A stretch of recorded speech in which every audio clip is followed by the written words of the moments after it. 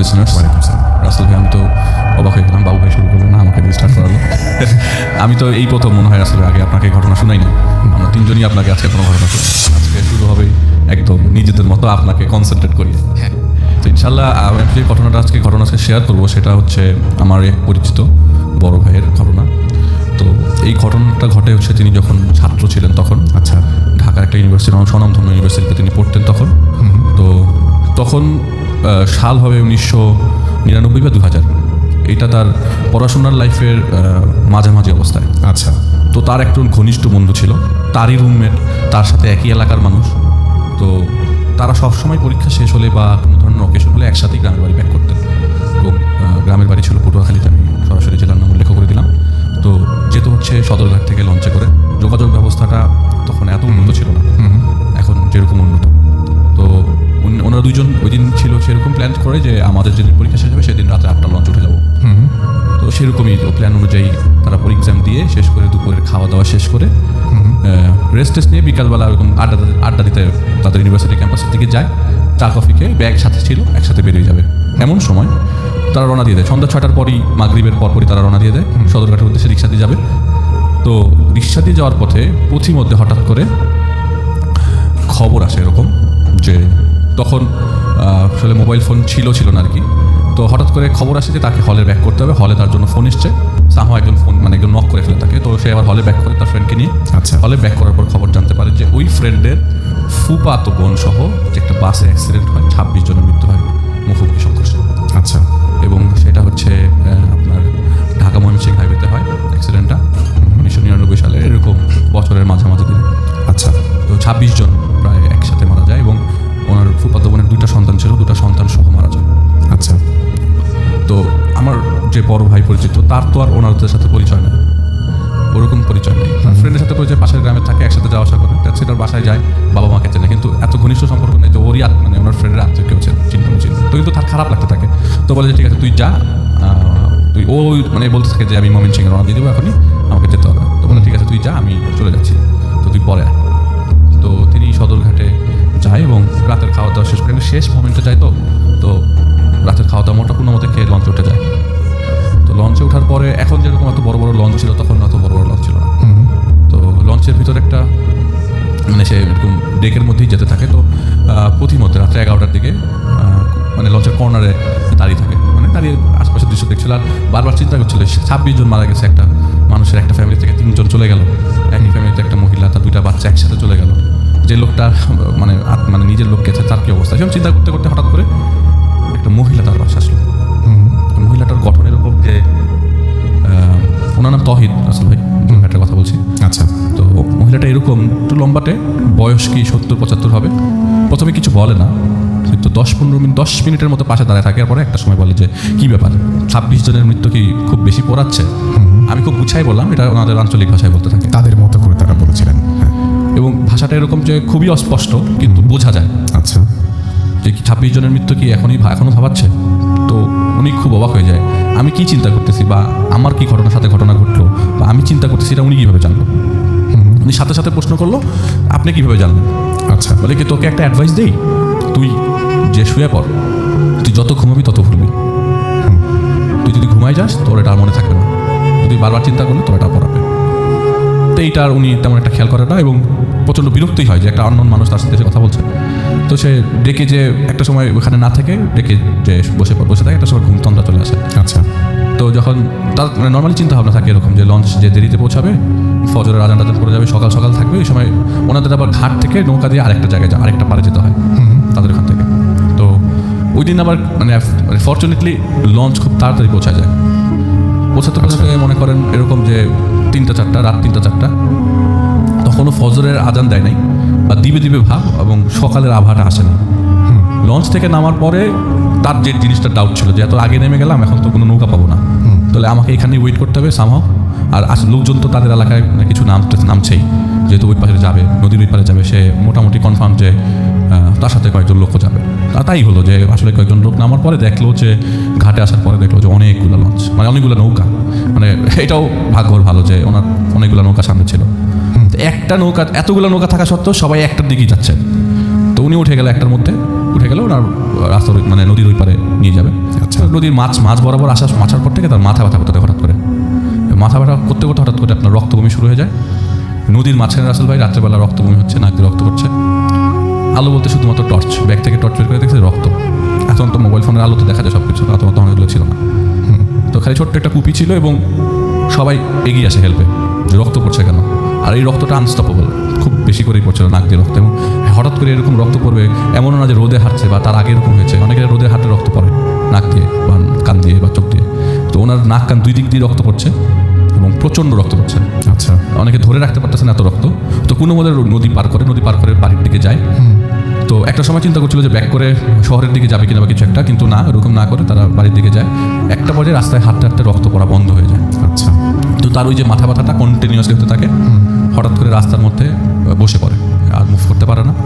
এবং ভাগ্য ভালো ওই সময় এই যে একটা লোক তার সাথে ছিল, সে তাকে বাড়ি পর্যন্ত পৌঁছে দেয়। আচ্ছা। এটা আমার ঘটনার অর্ধেক। এটা অর্ধেক। আচ্ছা। তো মোটামুটি সে ওই দিনটা পার করে। দিনটা পার করার কারণে মানে কোনো মতে পার করে যায়, কিন্তু তার মনেতে থাকে ওই মহিলার কথাটা বারবার, যে যিনি তাকে তার মনের কথাটা বুঝে গেছিল। এটা তাকে বারবার পড়াতো। তো বাড়িতে যেদিন পৌঁছায় তার পরের দিন থেকে তিনি তার রুমের মধ্যে থেকে হঠাৎ করে বাইরের মধ্যে ওই মহিলার আভা দেখতে পায় কন্টিনিউয়াসলি। তার প্ল্যান ছিল 2-3 দিন থাকার, তার এরকম মনে থাকে যে না, ঢাকায় চলে যাবো, আর ভালো লাগতেছে এখানে। তো তার মা খুব জোরাজোরি করে, না তুমি থেকে যাও, ছুটিতে আসছো, 5-7 দিন থাকো, তারপরে যাও। সেদিন প্রচণ্ড বৃষ্টি, এবং বৃষ্টির মধ্যে তার রুমের মধ্যে হঠাৎ করে ঘুম ভাঙে রাতের বেলা ঘুম ভাঙার পরে আপনার লাইট জ্বালাবে, রুমের লাইট জ্বালাবে। রুমের লাইট বলতে কি, মানে ওই জায়গায় ইলেকট্রিসিটি তখন নতুন গেছে রাতের এলাকায়। তো বাতি জ্বালাতে হঠাৎ করে পিছলায় পড়লো মনে হয় যে তার পাড়া পড়েছে কিছুর উপরে, এমন কিছুর উপরে যেটা আনএক্সপেক্টেড। তার রুমের ভিতরে এক চিৎকার কি জন্য তিনি দেখলেন যে তার যখন ঘুমটা মানে চোখটা মানে তার যখন ইয়াটা সেন্স টাইপের আসলো, আমি কিসের উপরে পাড়া দিলাম, মাথার উপরে পাড়া দিল, এবং চারিপাশে তার অনেকগুলো অসংখ্য মাথা, তার চারিপাশে মাথা পড়ে আছে। তিনি এক চিৎকার দিল, আম্মা আমার রুমে আসো তাড়াতাড়ি। তখন রাতে 1-1:30 বাজে। আলোতে যতটুকু আলোতে দেখা যায়, তার মা এসে লাইট জ্বালায় দেখে যে কী ব্যাপার, তুমি পড়ে আসো কেন? বলে আমি পিছলে পড়ে গেছি, আমি হাঁটতে পারতেছি না। তারপর তার মাকে বলে যে আমি এরকম দেখলাম। বলে এগুলি তোমার সব ভুল ধারণা, এগুলো তুমি বাদ দাও, তুমি এইসব চিন্তা ভাবনা করো, তুমি বাসায় থেকে যাও, পরে যাও ইউনিভার্সিটিতে। সে আরেকদিন থাকে। ঠিক পরবর্তী দিনের ঘটনা, সেদিন রাতের বেলা তার ছাদের মধ্যে তিনি পরের দিন রাতের বেলা সন্ধ্যার দিকে ছাদের মধ্যে হাঁটতেছে। হাঁটতে একটা সময় চিন্তা করে, অভ্যাস সিগারেট খেয়ে রাতের মধ্যে ছাদের মধ্যে হাঁটতেছে। হঠাৎ করে তার মা আসে ছাদের উপরে। তার মা এসে তাকে বলে যে তুই ছাদের মধ্যে কী করো? তার মা কখনো কোনো কোয়েশ্চেন জিজ্ঞেস করে না তাকে, তুমি ছাদের মধ্যে কী করো? বলে মা আমি হাঁটতেছি। বলে তুমি যাও, আমি পরে আসবো, ভালো লাগতেছে না। বলে যে তুমি যেটা চিন্তা করতেছো তা কিন্তু ভালো চিন্তা না। এটা বলে তার সাথে সাথে তার মা একটা ধাক্কা দেয়, বুকের মধ্যে 2টা হাত দিয়ে ধাক্কা দেয়, একদম কর্নারে নিয়ে নিচে পড়ে যায় সে 2 তলা থেকে। এবং তার হাঁটুর মাঝখানটা পুরোটা গুঁড়া হয়ে যায়, মানে হাঁটুর বোনটা পুরো ব্রেক হয়ে যায়, ভেঙে যায়। হসপিটালে নেওয়ার পরে ডাক্তার বলে যে এটা ঠিক হতে অনেকদিন সময় লাগবে এবং হাঁটতে সে প্রপারলি পারবে না আর। তো জিনিসটা পড়াতে থাকে যে নিজের মা কীভাবে তাকে ধাক্কা দেয়, আর তার সাথে এরকম জিনিস কেন করতেছে। তো সবাই এতক্ষণ চিন্তা করলেন ওই 26টা লাশ, সবাই এটা চিন্তা করতেছে। আমি 100% শিওর যে 26টা লাশ, নাক দিয়ে হঠাৎ করে রক্ত, বারবার একই জিনিস চিন্তা, এটা কেন আসছে। পরবর্তী সময় তার বাবা এই জিনিসটা জানতে পারে এবং বুঝতে পারে, এবং এটা তাকে একজন তাকে ইনফর্ম করে এরকমভাবে যে তিনি যে এতদিন যেগুলি মানে দেখলো, এটা তার ফ্রেন্ডের কারণ হয়েছে, খুব ঘনিষ্ঠ ফ্রেন্ডের কারণ হয়েছে। তার ফ্রেন্ড চায় না সে ক্লাসে প্রপারলি পড়াশোনা করুক, তার ফ্রেন্ড চায় না সে প্রপারলি উঠুক, এবং যেটা চেয়েছে সেটা সে পেরেছে। 1 বছরের জন্য সাকসেসফুলি তাকে বাসায় বসিয়ে দিল। এবং 26 জন যে মারা গেছিলেন সব ভুয়া কথা, এরকম কিছুই ছিল না। এটা জাস্ট তাকে ডিস্ট্র্যাক্ট করার জন্য ছিল। একটা পর্যায়ে ডিস্ট্র্যাক্টে সে সফল হয়েছে এবং 1.5 বছরের জন্য বাসায় বসিয়ে দিয়েছে। এবং তার ফ্রেন্ড চাচ্ছিল না সে পড়াশোনা কন্টিনিউ করবে। পরে জানতে হলো সেই ফ্রেন্ডটার সাথে সেই ফ্রেন্ডটা প্রায় 16টা খারাপ জিন পালে তার। ও মাই গড। এবং সেরকম অনেকের ক্ষতি করেন। আচ্ছা। এবং ক্ষতি করে চলেছেন। তো পরবর্তী সময় সে আর ওই ফ্রেন্ডের সাথে যোগাযোগ না করে ইউনিভার্সিটিতে ছেড়ে দিয়ে অনেকদিন পড়াশোনা না করেছিল। অনেক পরে 2008-এর দিকে তার পড়াশোনা শেষ করে, অথচ তার 2001-এ পড়াশোনা করা শেষ হয়ে যাওয়ার কথা। এটা ছিল ঘটনা রাসেল ভাই। কিন্তু এটা রিভিল হওয়ার পরে ওই ফ্রেন্ডকে অনেক খোঁজার চেষ্টা করে যে এই জিনিসটা, তো ওই যে লোক তাকে রেফারেন্স করে দিয়েছিল যে তোমার ঘনিষ্ঠ একটা বন্ধু করেছে, কিন্তু ওইটা আপনি কীভাবে বুঝলেন এটা ওই ফ্রেন্ড? তার আর কোনো ফ্রেন্ড নাই তার সম্বন্ধে এতকে ভালো করে জানতো। আর ওই দিন ওই ফ্রেন্ডের ওই পটুয়াখালী না যাওয়ার কোনো কারণই নেই। হঠাৎ করে জিনিসটা দেখালো যে তার আত্মীয় মারা গেছে, কিন্তু এরকম কোনো ঘটনা পরে আর জানতে পারে না যে আসলে এরকম কেউ মারা গেছে কিনা। জানলে তো অবশ্যই খবরে আসতে চলে আসতো। Very true, very true. তো সেটা ধরে নিয়েছে এটা তার ওই ফ্রেন্ডের ঘটনা, এবং ওই ফ্রেন্ড তার উপরে এই জেলাসি থেকে এই জিনিস এই কাজটা করেছে। করেছে। চমৎকার, thank you so much, thank you. আমরা চলে যাব বাবু ভাইয়ের কাছে এখন, এবং তারপরে আমরা যেভাবে বলেছিলাম যে ফারহানের কাছে যাবো। আমরা এর মাঝখানে কোনো ধরনের কোনো কমেন্ট পড়ছি না, একদম তিনজনের তিনটা ঘটনা শেষ হওয়ার পরে একদম কমেন্ট পড়বো। সুতরাং আপনার কমেন্টগুলো জমিয়ে রাখুন, লিখে যান, পড়ে ফেলবো। চলে যাই বাবু ভাইয়ের ঘটনায়। হ্যালো রাসেল ভাই, আসসালামু আলাইকুম লিসেনার্স, হ্যালো টু এভরিওয়ান। অনেকদিন পরে আসলাম। রাসেল ভাই, যে কাহিনীটা বলবো এটা হচ্ছে নাজিমউদ্দিন সাব্বির নামে একজন চিটাগাংয়ের বদ্দারহাট থেকে পাঠিয়েছেন স্টোরটা। ও পাঠিয়েছেন আমাদের এক ছোট ভাইয়ের মাধ্যমে, নাম হচ্ছে নয়ন হোসেন হাবিব। সো সেই মেল করেছে আমাকে কাহিনীটা। বাট কাহিনীটা হচ্ছে সাব্বিরের। আচ্ছা, তো এই সাব্বির ওর মতো লিখেছে, আমি আমার মতো করে বলছি। ওকে, সাব্বির তখন মনে হয় কলেজে পড়ে বা সামথিং। এই সময় ও বাসায় যখন আড্ডা দিত তার থেকে বেশি পছন্দ করতো মুভি দেখতে। বাট তার বাসায় কোনো কম্পিউটার বা ডিভাইস ছিল না যেখানে সে মুভি দেখতে পারতো। তো ওর ফ্রেন্ডের বাসায় যেত সাইফাই এবং হরর এসব মুভি দেখার জন্য। সো মুভি দেখার সময়টা রাসেল ভাই বেশিরভাগই হতো রাতের বেলা 8টা-9টার পরে, মানে সব কাজ সেরে পড়াশোনা সেরে তারপরে যেত। সো যথারীতি যাওয়ার সময় একদিন সে এরকম বাসায় বলে যায় যে আমি আমার ফ্রেন্ডের বাসায় যাচ্ছি মুভি দেখতে, আমার ফিরতে একটু রাত হতে পারে। তো চলে যায় বন্ধুর বাসায়। বন্ধুর বাসায় কয়েক মাইলের ভেতরে আর কি। তো ওখানে যখন যায় রাতের বেলা, যাওয়ার পরে বন্ধুর বাসায় মুভি দেখে, এর মধ্যে তার মানে অনেক টাইম পার হয়ে যায়। তো একসময় তার বন্ধুর মা তাহাজ্জুদের নামাজ পড়ে এসে বলে যে বাবা এখন তো রাত হয়ে গেছে, রাত 3টা বাজে, তোমরা আর কতক্ষণ মুভি দেখবা? তো বন্ধু মুভি দেখা শেষ, ও বলে যে আমি চলে যাই। তো ফ্রেন্ডের মা অনেক রিকোয়েস্ট করে যে বাবা রাত হয়েছে, এখন রাতে তুমি বের হো না, রাত 3টা বাজে এসে। তো বলে না আন্টি, আমার বাসা তো কাছেই, আমি চলে যেতে পারবো। তো অনেক রিকোয়েস্ট করার পর উনি ওই আন্টি বলে যাচ্ছে ঠিক আছে যাও। তো যখন বের হয়ে রাস্তায় বেরিয়েছে, দেখে যে সব দোকানপাট বন্ধ হয়ে গেছে। মানে রাস্তার মধ্যে সব, বাড়িতেও কোনো দারোয়ান নাই, কিছু নাই, ফাঁকা রাস্তা। শীতকাল ছিল, বলে যে হেঁটে হেঁটে আসতেছি এবং আমার পায়ের শব্দ নিজেই শুনতে পাচ্ছি। এরকম একটা অবস্থা, কেমন জানি একটু মানে গা ছমছম করা একটা পরিবেশ। তো ওই বাসার থেকে ওর বাসায় ফিরতে হলে আপনার এরকম বেশ খানিকটা যাওয়ার পরে একটা 3 রাস্তার মোড় পড়ে গেছে। 3 রাস্তার মোড় মানে দুই পাশে চলে গেছে, এবং তারপরে যে ফাঁকা রাস্তাটা চলে গেছে। এবং ঠিক 3 রাস্তার পর থেকে শুরু হয়েছে বিলের রাস্তা, দুই পাশে বিল আছে চলে। তো ও ওইখানে এসে এবং ওই 3 রাস্তার মোড়ে যখন আসে, ওই জায়গাটা দেখে বেশ অন্ধকার টাইপের, এবং মানে শুধু চাঁদের আলো আছে এরকম একটা অবস্থা। তো ও হেঁটে যায়। বিলের কাছে গেলেই নাকি কেমন একটা গা শিরশির অনুভূতি আসে। এবং যারা বিলের পাশ দিয়ে হাঁটাচলা করছেন রাত্রেবেলা, দেখবেন একটা মাছের আষ্টে টাইপের একটা গন্ধ চারিপাশে এরকম পাওয়া যায়। তো সেরকম একটা পরিবেশ বিলের আশেপাশে। তো ওদিক দিয়েও যাচ্ছে, এবং যখন অনেকটা চলে আসছে, পিছনে অনেক দূরে হালকা আলো দেখা যাচ্ছে, এবং দুই পাশে অন্ধকার, জাস্ট আকাশের হালকা আলো আছে। এরকম সময় থেকে দূরে সাদা কিছু একটা দেখা যাচ্ছে, লাইক জিনিসটা যেটা আছে সেটা সাদা একটা কুণ্ডুলির মতো। তো যখন আস্তে আস্তে একটু থমকে যায়, সাদা জিনিস হঠাৎ করে অন্ধকারে দেখলে কোনো জনমানবহীন জায়গায় কিন্তু আমরা একটু অস্বস্তি ফিল করি। ও একটু অস্বস্তি ফিল করে একটু একটু করে আগে। তো যখন কাছাকাছি এগিয়ে যায়, যে দেখে কি যেটা একটা ঘোড়া, বোঝা যাচ্ছে একটা ঘোড়া। আচ্ছা, কিন্তু ঘোড়ার গলার মধ্যে কোনো মানে নাই, মানে লাগাম টাগাম কিছু লাগানো নেই, জাস্ট ফ্রি মানে বসে আছে ঘোড়াটা, মুখটা পেটের কাছে লাগিয়ে দিয়ে। তো প্রথম একটু থমকে যায়, পরে চিন্তা করে না এই এলাকায় একজন লোক আছে যিনি ঘোড়া পালে। তার 2টা ঘোড়া আছে, একটা বাদামি একটা সাদা, এবং সে এটা বিভিন্ন কাজে ভাড়া দেয়, লাইক সার্কাস অ্যান্ড বিভিন্ন জিনিসে বা মানুষের বিয়েতে মাল টানার জন্য এসে। তো সে এটা দেখে সে চিন্তা করে এটা মনে ওই ঘোড়াই। তো আস্তে আস্তে হেঁটে পাশ থেকে চলে যায়। তো ঘোড়ার পাশ থেকে পাশ করার সময় কেমন যিনি ওর একটা গা শিমশিম করা একটা অনুভূতি হয়। তো এইভাবে করে বাসায় এসে ওই দিন বাসায় চলে যায়, এবং যথারীতি তার মতো সে ঘুমায় যায়। সেকেন্ড টাইমেও আরেকদিন ওর মুভি দেখতে যায় একই জায়গায়। ও এসে দেখে ওরকমই সাদা, তো মনে করে ঘোড়াটা, কিন্তু যখন কাছে আসে তখন দেখে ওইটা একটা গরু বা ষাঁড় আর কি, মানে তখনও চিন্তা করে যে হতে পারে কারো গরু, এবং দুটোই সাদা কালারের। তো ওইটাকেও সে গায়ে মাখে না, সে আস্তে আস্তে চলে যায়। এবং তৃতীয় দিন যখন মুভি দেখে ব্যাক করতেছে একই রাস্তায়, কাছাকাছি দেখে একটা সাপ, এবং সাপটা হচ্ছে নর্মাল কোনো সাপ না, বেশ উজ্জ্বল বর্ণের সাপ, মানে যেটাকে দেখে মানে অন্ধকারে মানে রাতের আকাশের আলোতেও মনে হচ্ছে যে লাইক হলদেটে টাইপের একটা সাপ।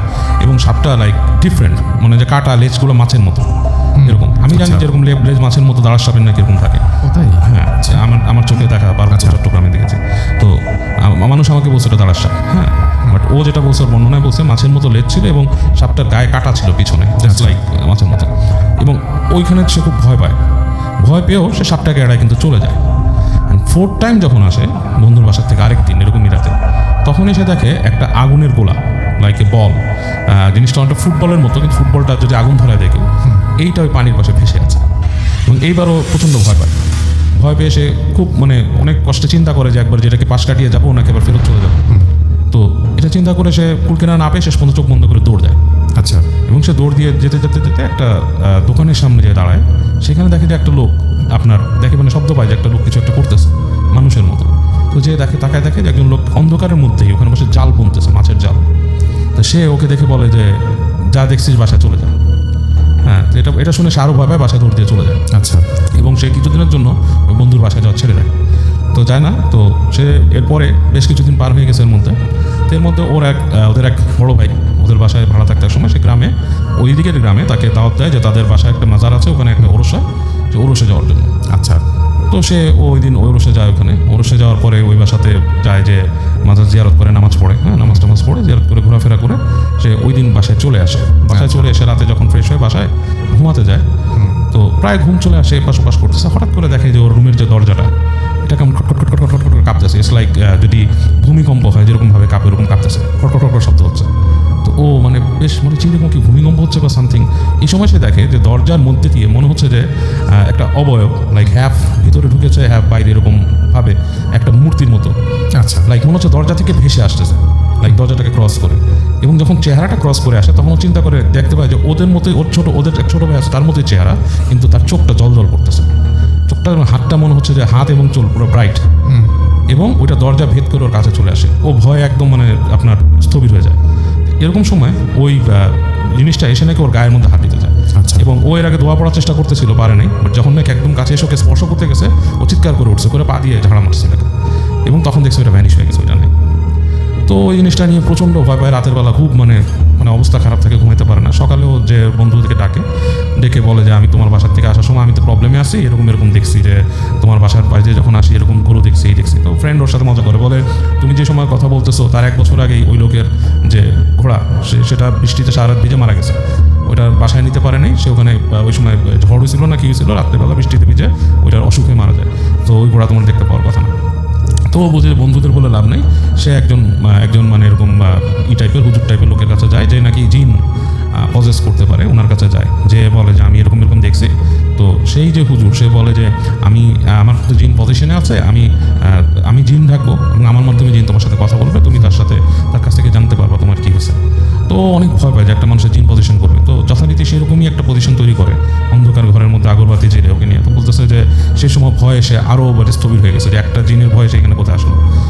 এক সময় নাকি ও যখন ভয় পাচ্ছে, ও ভাবলে আমি কি ভুল করলাম নাকি, তখনই নাকি ওকে সালাম দিচ্ছে লোকে, ডিফারেন্ট কণ্ঠে পুরো। আচ্ছা। যে কোনো একটা কণ্ঠে এরকম সালাম দিছে। তো ভয় পেয়ে যায়। তো ওয়ালাইকুম আসসালাম দিয়ে ও বলে যে কি আমাকে কেন ডাকছো, কী ব্যাপার? তো বলে যে আমি এরকম ভয় পাইছিলাম, এরকম ব্যাপার কোনটা। তো তখন নাকি ওই হুজুর তাকে বলে যে তুমি প্রথমে যেটা দেখছিল, তুমি একজন পরেশগার মানুষ, তুমি নামাজ কালাম পড়ো, তোমাকে এরকম তোমার সাথে এগুলো অ্যাট্রাক্ট হয়ে আসছে, তোমাকে দেখে অ্যাট্রাক্ট হয়ে এরকম আসছে তোমার সাথে মিট করতে। এবং লাস্টের বার যেটা আসছিল সেটা হচ্ছে তুমি যখন মাজারে গেছিলে তোমার গায়ে আতরের গন্ধ শুনে তোমাকে ফলো করে আসছিল, বাট সে তোমার ক্ষতি করতে আসেনি, বাট তুমি তাকে যে পা দিয়ে লাথি দিয়ে এটা খারাপ করছো। তো এটা তোমার করা উচিত হয়নি। যাই হোক, তুমি যেভাবে মানে দোয়া-দরুদ পড়ো, পরেশগার যেরকম আছে ওরকম করতে থাকো, ইনশাল্লাহ তোমার সমস্যা হবে না। এটা বলে নাকি চলে যায়। তো এরপর ওই হুজুরের সাথে কথা বলে প্রচণ্ড ভয় পায় এবং ও মনে করে যে যাক গেছে যেভাবে হোক, ভয় থাকে।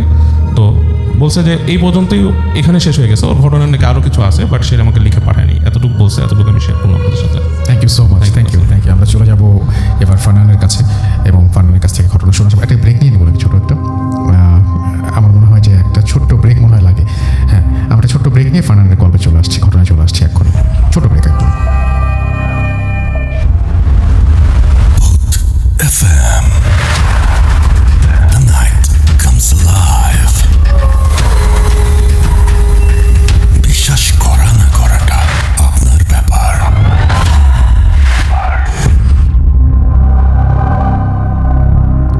Welcome back. ঘড়িতে সময় রাত 12:26। আমরা অফের অনেক কথা বলছিলাম, অ্যান্ড চলছে ভূত FM। আমি চলে যাব সরাসরি আমাদের ফারহানের কাছে। আজকে অনেক ঘটনা, সময় কম, চলে যাচ্ছি ফারহানের কাছে। হ্যালো লিসনার্স, আমি ফারহান পুরান ঢাকা থেকে এসেছি। আর প্রথমে রাসেল ভাইকে অনেক থ্যাংক ইউ, আমাকে most welcome, thanks for coming Farhan. আর অনেকদিন পরে ভূত ফিল্ম আসলাম, অনেক ভালো লাগছে। আর আজকে যে ঘটনাটা শেয়ার করবো, এটা অনেক আগে একজন আমার সাথে শেয়ার করেছিলেন। ওনার নাম হচ্ছে দেবাশিস, উনি কলকাতায় থাকেন। আর উনি যখন টিনেজ ছিলেন তখন ওনাদের ফুল ফ্যামিলির সাথে এই ঘটনাটা ঘটেছিল, এবং সেই ঘটনাটা আমি আজকে আপনাদের সাথে শেয়ার করবো।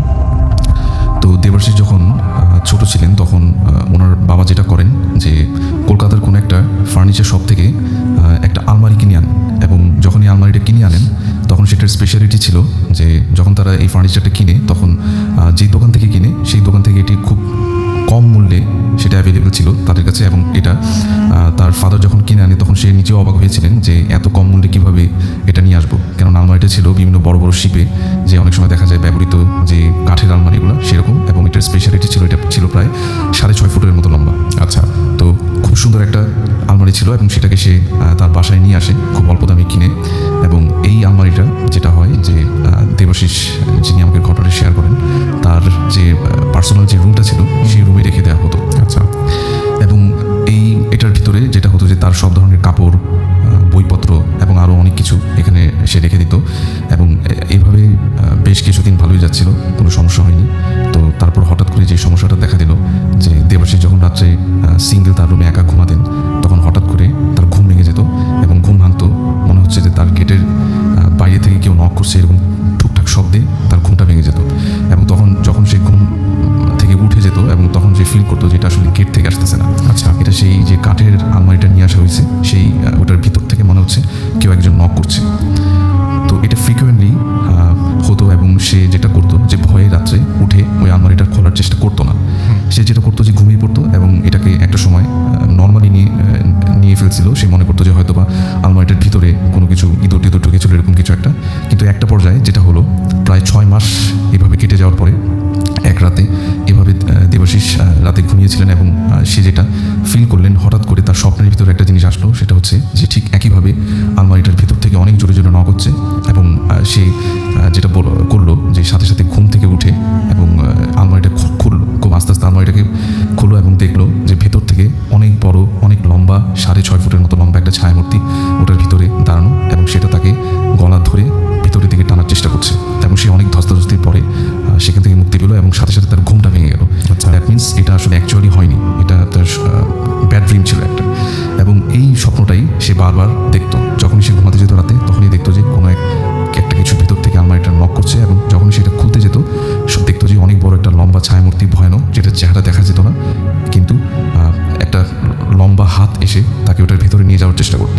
আচ্ছা। তো এরকম করতে করতে সে তখন তার বয়স অনেক কম ছিল এবং সে যেটা করলো যে সে প্রচুর ভয় পেয়ে গেল এবং সে ওই রুমটাতে একা ঘুমাতে আর পারলো না। সে যেটা বললো তার বাবাকে বললো এই ঘটনাগুলো, এবং সে তার বাবা যেটা করলো তাকে বললো যে তুমি এক কাজ করো, আমাদের রুমে ঘুমাও, আমি আর তোমার আম্মু এই রুমটাতে ঘুমাও। তো এইভাবেই তারা রুমটাকে এক্সচেঞ্জ করলো, এবং এক্সচেঞ্জ করার পরে যেটা হলো যে তার বাবা মা ওই রুমে এভাবেই কোনো এক রাতে ঘুমাচ্ছিল, এবং ঠিক একইভাবে মানে তার বাবার স্বপ্নে যেটা আসলো যে আলমারিটাকে কেউ একজন নক করছে, এবং যখন সে নকটা শুনতে পেল তখন সে যেটা করলো যে ওই আলমারিটাকে খুললো, কাঠের আলমারিটার দরজাটা গেটটা খুললো, এবং খোলার সাথে সাথে সে যেটা দেখলো যে ভেতর থেকে মনে হচ্ছে কোনো একটা রুমের মানে আরেকটা একটা রুম, আর আলমারিটার দরজা খোলার পরে তার কাছে মনে হচ্ছে যে ভিতরে কোনো একটা রুম, এবং সে যেটা করলো তার কাছে মনে হচ্ছিল যে কোনো একটা কিছু হিপ্নোটাইজ করে তাকে সেই রুমটার ভিতরে নিয়ে যাচ্ছে, এবং সেই দরজাটা খুলে সেই অজানা একটা রুমের ভিতর আস্তে আস্তে হেঁটে চললো, এবং যাওয়ার পরে সে দেখতে পেলো যে এমন একটা রুমের ভিতরে সে বন্দী হয়ে গেল যেটার আর কোনো দরজা নেই, কোনো জানালা নেই, কিচ্ছু নেই, চারিদিকে তার আগুন জ্বলছে, এবং সেটার মেঝেতে তাকে কোনো কেউ একজন তার 2 হাত এবং 2 পা শিকল দিয়ে বেঁধে রেখেছে, এবং তার আশেপাশে অনেক মাথার খুলি, মানুষের হাড়ের চিহ্ন, এবং সব কিছু মনে হচ্ছে যে পুড়ে গেছে এরকম কিছু একটা, এবং সে তখন অনেক সেখান থেকে ছাড়া পাওয়ার চেষ্টা করলো, এবং সে বারবার তার ধর্মীয়ভাবে তাকে নিজেকে যত কিছু জানা ছিল তাকে নিজেকে সেভ করার সে চেষ্টা করলো, নিজেকে মুক্ত করার, কিন্তু কোনোভাবেই সে মুক্ত হচ্ছিল না। সে বারবার চেষ্টা করছিল যে আমি এখান থেকে যাতে ফিরে যাই, মানে আমি কোথায় আসলাম, এটা এই অচেনা পরিবেশ, এটা কোথায়, এবং চারদিকে ওই রুমটার এমন ছিল যে ওই রুমটার কোনো দেয়ালও দেখা যাচ্ছিল না, কিন্তু চারদিকে এটাকে একটা বাউন্ডারির মতো আগুন জ্বলছিল, এবং অনেক মাথার খুলি এবং মানুষের কঙ্কালের মতো অনেক কিছু সেখানে পড়া ছিল। ওটা দেখে মনে হচ্ছিল যে এখানে অনেক মানুষ এভাবে মারা গেছে। আচ্ছা। তো তখন যেটা হলো যে সে যেটা বলছে যে প্রায় একদিনের মতো একটা সময় সে ওখানে এভাবে বন্দি অবস্থায় ছিল, এবং যেটা হয় যে অনেক ক্ষুধায় এবং পিপাসায় তার একটা সময় সে ওখানে তার কাছে মনে হচ্ছিল যে আমি সেন্সলেস হয়ে গেছি, এবং সে যখন এরপরে তার জ্ঞান ফিরলো সে দেখলো যে না, তার বিছানায় সে ঘুমানো, এবং সেই জিনিসগুলো সব কিছুই তার স্বপ্নে ফিল করছিল। কিন্তু সে যেটা বলে যে আমি ওখানে প্রায় একদিনের মতো ছিলাম, একদিনের মতো একটা সময় মনে হচ্ছিল যে ওখানে একটা দিন পার হয়ে গেছে, কিন্তু সে যখন ঘুম থেকে ভাঙলো তার কাছে মনে হচ্ছিল যে না, এটা একটা জাস্ট 5 থেকে 6 ঘন্টার একটা ব্যবধান। আচ্ছা। তখন সে বললো যে আমি তো এটা কীভাবে সম্ভব, এবং ওনার হাত পা বিভিন্ন জায়গায় মানে পোড়ার বিভিন্ন চিহ্ন, ওনাকে মনে হচ্ছিল দেখে যে উনি কোনো একটা জায়গায় মানে বন্দি ছিল এরকম কিছু একটা, কিন্তু অ্যাকচুয়ালি কিন্তু এরকম কিছুই ঘটেনি। তো সে কীভাবে আসলে গেল ওটার ভিতরে সে নিজেও জানে না। সেই পরে যখন এই ঘটনাগুলো মানে তাদের কোনো একজন ধর্মীয় কোনো একজন ব্যক্তির সাথে শেয়ার করলো, তখন তারা বললো যে এই আলমারিটা তাদের বাসা থেকে নিয়ে কোনো একটা মাঠে মানে ভালো মতো জ্বালিয়ে দিয়ে এটা যে ছাইটা সেটা কোনো একটা নদীতে ফেলে দিতে, এবং সে এরপর দিন সেই কাজটাই করলো। এবং করার পরে সে যেটা চিন্তা করলো যে আলমারিটা আমি যেখান থেকে কিনে নিয়ে আসছি ওই দোকানটাতে যে আমি খোঁজখবর নিব। কিন্তু সে যখন ওই দোকানটাতে গেলো দেখলো যে ওইখানে যে স্পেসিফিক শপটা থেকে যে এটা কিনেছিল ওই দোকানটা ওখানে বন্ধ, মানে ওখানে কোনো দোকান নেই। মানে যখন সে আশেপাশে জিজ্ঞেস করলো যে এটা আসলে কোত্থেকে সে এনেছিল, তখন বললো যে না এখানে এরকম একজন ছিল যে এখানে এরকম একটা দোকান ছিল যেটা কয়েকদিন আগেই সে চলে গেছে সব কিছু বন্ধ করে। এটাই ছিল ভাই আমার ঘটনা। Thank you so much, thank you. And অনেকক্ষণ পর্যন্ত আমরা কোনো মেসেজ পড়ি নাই, এবার আমার একটা মেসেজ পড়তেই হচ্ছে আমার কাছে, এবং আমি দেখতে পাচ্ছি যে পড়তেই হবে। বিভিন্ন জায়গায় বিভিন্নজন বিভিন্ন কিছু লিখছেন, এবং আমি দেখতে পাচ্ছি যে রাকিবুল ইমতিয়াজ আমাদের সাথে আছেন। আমাদের সাথে আমি টুইটার থেকে শুরু করছি। জাকি আল সাদ লিখেছেন যে অস্থির ঘটনা, মেঘলা রাত। রাহুল আমিন আমাদের লিখেছেন আসাম থেকে, ইন্ডিয়ার, এবং তিনি লিখেছেন যে বৃষ্টির পরশে ভূত এফএম জমজমাট হচ্ছে। আর ডিজে স্যাম আমাদের সাথে আছেন, এবং তিনি বলছেন যে তার মেসেজ পড়া হয় না। এস এম ইসলাম হৃদয় আমাদের সাথে আছেন, বরিশাল থেকে শুনছেন তিনি। ইউএই থেকে শুনছেন তন্ময় আমাদের সাথে আছেন তিনি। আমাদের সাথে আছেন দেখতে পাচ্ছি রুবেল খান, এবং আমাদের সঙ্গে আছেন রফিকুল ইসলাম, এবং তিনি বলছেন প্রথম ঘটনা ভালো ছিল, আমি বড় ভক্ত, যেটা আপনাকে বলে বোঝাতে পারবো না। আচ্ছা, রফিকুল ইসলাম এটা লিখেছেন। রাহুল রয়ের আলিফের ঘটনা, ডক্টর আলিফের ঘটনাটা অনেক ভালো লেগেছে। এমডি আরিফুর রহমান আমাদের সঙ্গে আছেন, এবং আমাদের সঙ্গে আছেন দেখতে পাচ্ছি এমডি রাজীব, এছাড়াও বিশাল বৈরাগী রাজভীর আমাদের সঙ্গে আছেন, এবং তিনি অ্যাপ দিয়ে শুনছেন এই মুহূর্তে। আমাদের সঙ্গে আছেন কাজী শোয়েব, এছাড়াও MNR নাইম, রুবেল খান আমাদের সঙ্গে আছেন। আমাদের সঙ্গে আছেন মেহেদি হাসান, নাজমা ইসলাম সহ আরও অনেকে। থ্যাংক ইউ ভেরি মাচ আমাদের সঙ্গে যারা আছেন থাকার জন্য। এবং আমি দেখতে পাচ্ছি একইভাবে আমাদের যে পেজগুলো রয়েছে, যেমন রেডিও ফুর্তির যে পেজটা রয়েছে, সেই পেজে অনেকেই আমাদের সাথে এই মুহূর্তে আছেন, এবং আমি জানি যে আজকে অনেকেই কমেন্ট করবেন, কারণ আজকে আমাদের যে গেস্টরা তারা দে আর ভেরি স্পেশাল। অ্যান্ড আমি মনে করি যে এর চাইতে ভালো কিছু আর হতেই পারে না ভূত এফএমে। সো এমডি শামীম আমাদের লিখেছেন আই লাভ ভূত এফএম। আমাদের সাথে আছেন জাইন, আমাদের সাথে জেইন আছেন আমাদের সঙ্গে, এবং আমাদের সাথে আছেন তাহসানি এহসান, এবং তিনি বলছেন যে আজকে ঈদ স্পেশাল এপিসোড তিনি তাই মনে করছেন। শাহতাজ খান সুমি আমাদের সাথে আছেন, এবং আমাদের সঙ্গে আছেন দেখতে পাচ্ছি মাহফুজুর রহমান ফিজার, এছাড়াও তাসনিম হিমেল আমাদের সঙ্গে আছেন, এবং তিনি বলছেন যে প্রথম তিনি এই পেজে কমেন্ট করলেন। জানাত সারা আমাদের সঙ্গে আছেন, দেখতে পাচ্ছি। এছাড়াও অপূর্ব মিম, ফাহিমা সুলতানা আমাদের সঙ্গে আছেন, দেখতে পাচ্ছি রিয়াজ হক, সৈয়ব আমাদের সাথে আছেন, মুক্তাদির হুসেইন আমাদের সাথে আছেন, আশরাফ খান আমাদের সঙ্গে আছেন, SM মামুন রেজা আমাদের সঙ্গে আছেন। আমি চলে যাব আমাদের ভূত এফএমের যে পেজটা সেখানে, এবং সেখানে দেখতে পাচ্ছি আমাদের সাথে অনেকেই এই মুহূর্তে আছেন, এবং এই পেজের অ্যাড্রেস হচ্ছে www.facebook.com/bhuthfm.russell, এবং এখানে আছেন আহমেদ জাবেদ জিয়া, এছাড়াও কাজী মাজহারুল ইসলাম, ইস্তাইম আহমেদ সুমন, লাল নীল কাব্য, আর্য দাস আমাদের সঙ্গে আছেন, এছাড়াও অপসুরি প্রিয়া, এছাড়াও আছেন ফারজানা আফরিন, আমাদের সাথে আছেন রিজু রায়হান, শাওন হুসাইন, সাইফুল ইসলাম নয়ন সহ আরও অনেকে। আমি বেশি কমেন্ট পড়তে পারছি না কারণ ঘটনা আরও অনেক আছে। আমি চলে যাচ্ছি আবারও ডক্টর আলিফের কাছে, এবং আশা করছি এবার দ্বিতীয় ঘটনাটা আপনাদের প্রথম ঘটনার মতোই অনেক অনেক অনেক ভালো লাগবে। চলুন শুনি ঘটনাটি, আশা করছি এটাও অনেক বেশি আনতে পারবে। থ্যাংক ইউ রাসেল ভাই। সরি, আমার ঠান্ডা লেগে আছে। যে ঘটনাটা দ্বিতীয় ঘটনাটা শেয়ার করবার আগে আমি আপনাকে আজকে শুরু থেকেই ঘটনা শুরু হয়ে যায় ভূত এফএম আসলে। সেটা হচ্ছে আপনার রুমে ঢোকার পরে আমরা বাবা রিলেটেড কথা বলছিলাম, যে আমাদের প্যারেন্টস এখনও বাচ্চাই ভাবে। তো আমার নেক্সট ঘটনা বাবা রিলেটেড ঘটনা। আর এইটা বলবার আগে আমি আমার আগের ঘটনার একটা কথা একটু রিপিট করতে চাই। আমাদেরকে একজন জিজ্ঞেস করেছিলেন যে আমার ঘটনাটা তার ভালো লেগেছে, কিন্তু একসাথে একটা মানুষ কীভাবে 12টা বা 10টা জিন পালতে পারে। আমি একটু জাস্ট রিপ্লাই দিতে চাই যে আমি তো আর এই ঘটনাটার আদলে ওই মুহূর্তে ছিলাম না, কিন্তু আমার পরিচিত এমন একজন আছেন যিনি আসলে এরকম জিন দ্বারা আক্রান্ত, তারা কোনো মানুষই সাধারণ মানুষই চায় না যে জিনকে তার পাপে পুষতে হবে বা পালতে হবে বা কিছু একটা, তারা অ্যাটাক করে বলেই তাদের বাধ্যতা। তো যাকে দ্বিতীয় ঘটনায় যাচ্ছি, রাসেল ভাই আপনার মনোযোগটা বেশি কাম্য আমার। হ্যাঁ, দ্বিতীয় ঘটনাটা হচ্ছে আমারই একজন রোগীর ঘটনা। আচ্ছা, তার বাবার ঘটনা। রোগী উনি আসলে একজন ইঞ্জিনিয়ার, উনি এখন বর্তমানে সৌদি আরব আছেন, এবং সৌদি আরব থেকে রিসেন্টলি আমাকে ঘটনাটা শেয়ার করেছেন, এবং আমাকে বাংলাদেশে থাকতেই শেয়ার করতে চেয়েছিলেন, কিন্তু সামহাও তিনি চাননি বা পারেননি। তো এখন যেহেতু শেয়ার করেছে খুব রিসেন্টলি, আমি সেই জন্যই হাসপাতাল করেছি আমি আসবো। তো এই ঘটনাটা ঘটে হচ্ছে 2007 সালে এবং মার্চের 4 তারিখে। সেদিন সব দিনের মতো তিনি বাসা থেকে অফিসে যান। অফিসে যাওয়ার পরে হঠাৎ করে দুপুরবেলা ফোন আসে যে তুমি তাড়াতাড়ি একটা হাসপাতালে চলে আসো। ঘটনাটা এরকম যে হাসপাতালে চলে যাবে, কাহিনী কি, উনি যে দেখে ওনার বাবা হসপিটালের ইমার্জেন্সির বাইরে পড়ে, মানে উনি একটা লাশ ইমার্জেন্সির বাইরে পড়া দেখে, ওই লাশের পাশে তার ওয়াইফ বসে কাঁদছে। আমি একটু ঘটনার আগে যাই। যে ভাইটার স্টোরি বলছিলেন তারেক ভাই, উনি নিশ্চয়ই ঘটনাটা শুনছেন। তার বাবা ছিলেন তার সাথে এবং তিনি ম্যারিড ছিল, তো তার ওয়াইফ ছিল, তার বাবা ছিল এবং তার একটা ছোটো ছেলে ছিল ফ্যামিলিতে। তো তার বাবা তার রুমের মধ্যে সেদিন সকালবেলা নাস্তার জন্য, নর্মালি কী হয়, ঘুম থেকে উঠে রাত্রে সকাল 9টার দিকে ওনার বাবা সবসময় ড্রয়িং রুমে এসে পেপার পড়তেন। তো সেদিন আর কেউ আসছে না, তার ওয়াইফ, তিনি সকাল 8টার দিকেই বাসার থেকে বেরিয়ে যান অফিসের উদ্দেশ্যে, জ্যাম লাগে এই জন্য বেরিয়ে যেতে হয়। তো তার ওয়াইফ এমন সময় দেখে যে সকাল 10টা 10:30 বাজে, কী ব্যাপার এখন বাবা আসছে না। তো তিনি নক করে তার শ্বশুরের রুমে, নক করার পরে দেখে যে রুমের ভিতরে কেউ নাই। আচ্ছা, তো রাতের বেলা তো তার সাথে একসাথেই ঘুমাতে গেল এবং রাতের বেলা ওই জায়গায় একসাথে গল্প করেছে ওই রুমে। বাবা নাই কেন, তো মনে করে ওয়াশরুমের দরজাটা লাগানো আছে, ভিতর থেকে সিটকেনি লাগানো, তো বোঝা যাচ্ছে যে ওয়াশরুমের ভেতর তাহলে বাবা। তো অনেক কয়েকবার মনে হচ্ছে আচ্ছা তো দেরি হয়েছে ঘুম থেকে উঠতে, তো ওয়াশরুমে আছে। তো অনেকবার নক করে, তো দেখে যে ভিতর থেকে কোনো রেসপন্স নাই। এরকম হয় মাঝে মাঝে, নক করলে রেসপন্স না করে কিছুক্ষণ পর ওয়াশরুম থেকে বের হয়। কিন্তু আধা ঘন্টা হয়ে যাওয়ার পরও ওয়াশরুম থেকে তিনি আসছেন না। তিনি আবারও নক করে এবং নক করতে থাকে কন্টিনিউয়াসলি, অনেক জোরে জোরে নক করতে থাকে, কিন্তু কোনোভাবেই কোনো রেসপন্স আসলো না। আচ্ছা, তিনি নিচের থেকে, আসলে ওনাদের বাসা দোতলা বাসা, বাসার আর লোকেশনটা আমি বলছি না। তো আগের বাসা তো এরকম আমাদের যেমন এখন বাসার দরজার নবগুলো এরকম যে ঘুরালেই খুলে যায়, এটা সিট কিনে সিস্টেম, সবাই বুঝতে পারছে। আচ্ছা, তো নিচে থেকে ওনাদের বাসার যে দারোয়ান এবং ড্রাইভার আসে সে ভাঙার জন্য, ওই মুহূর্তে আবার ভাইয়াকে অফিসের গাড়ি নামিয়ে চলে আসছে। তো ড্রাইভার সহ দরজা ভাঙে, ভেতরে ঢুকে দেখে তার বাবার মেঝেতে পড়া, তারেক ভাইয়ের বাবা মেঝেতে পড়া, এবং ওই মুহূর্তে ওই অবস্থায় তাকে হসপিটালে নিয়ে আসা হয়।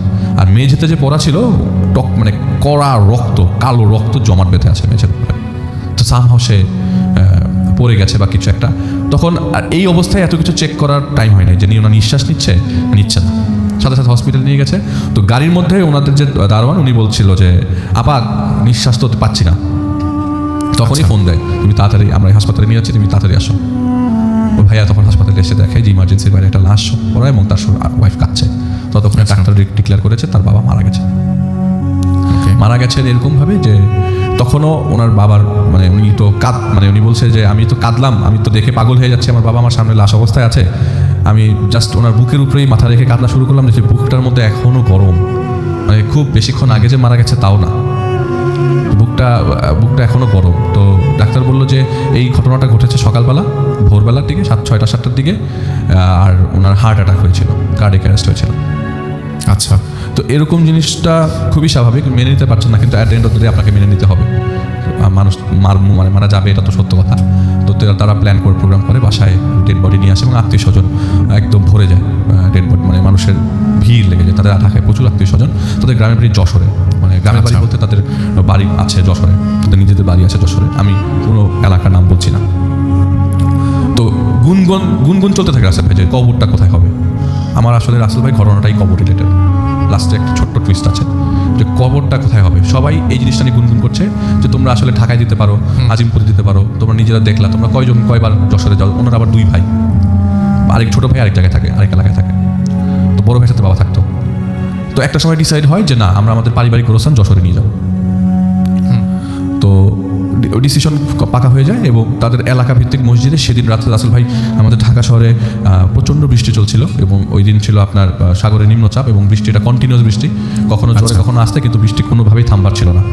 তো মসজিদ টাইপের জায়গা যেখানে খোলা রাস্তায় জানাজা দেবে এরকম সম্ভব না। তো যেহেতু সকালবেলায় মারা যায়, দুপুরবেলা জানাজা না হয় আসরের ওয়াক্তে জানাজা হয় এবং ডিসাইড করে যে আমরা আসরের পর রওনা দেবো যশোর উদ্দেশ্যে। আচ্ছা, তো আসরের নামাজ শেষ হয়, নামাজের সময় আপনার ওই মসজিদে আবার এখন যেরকম মসজিদে লাশ রাখার জায়গা বাইরে রাখে, একটা রুমের ব্যবস্থা করা, ওই মসজিদটাতে এই রুমের ব্যবস্থা করা ছিল না যে লাশটা যেখানে রাখবে। তো লাশটা মানে ডেড বডিটা মসজিদের ভিতরে নিয়ে যায়, তারেক ভাই বাবার ডেড বডি মসজিদের ভিতরে নিয়ে জানাজা হয়। তো জানাজার পরে আমরা সবাই জানি যে সবাই জানাজার পরে ক্ষমা প্রার্থনা করে, মানে ক্ষমা চায় সবাই।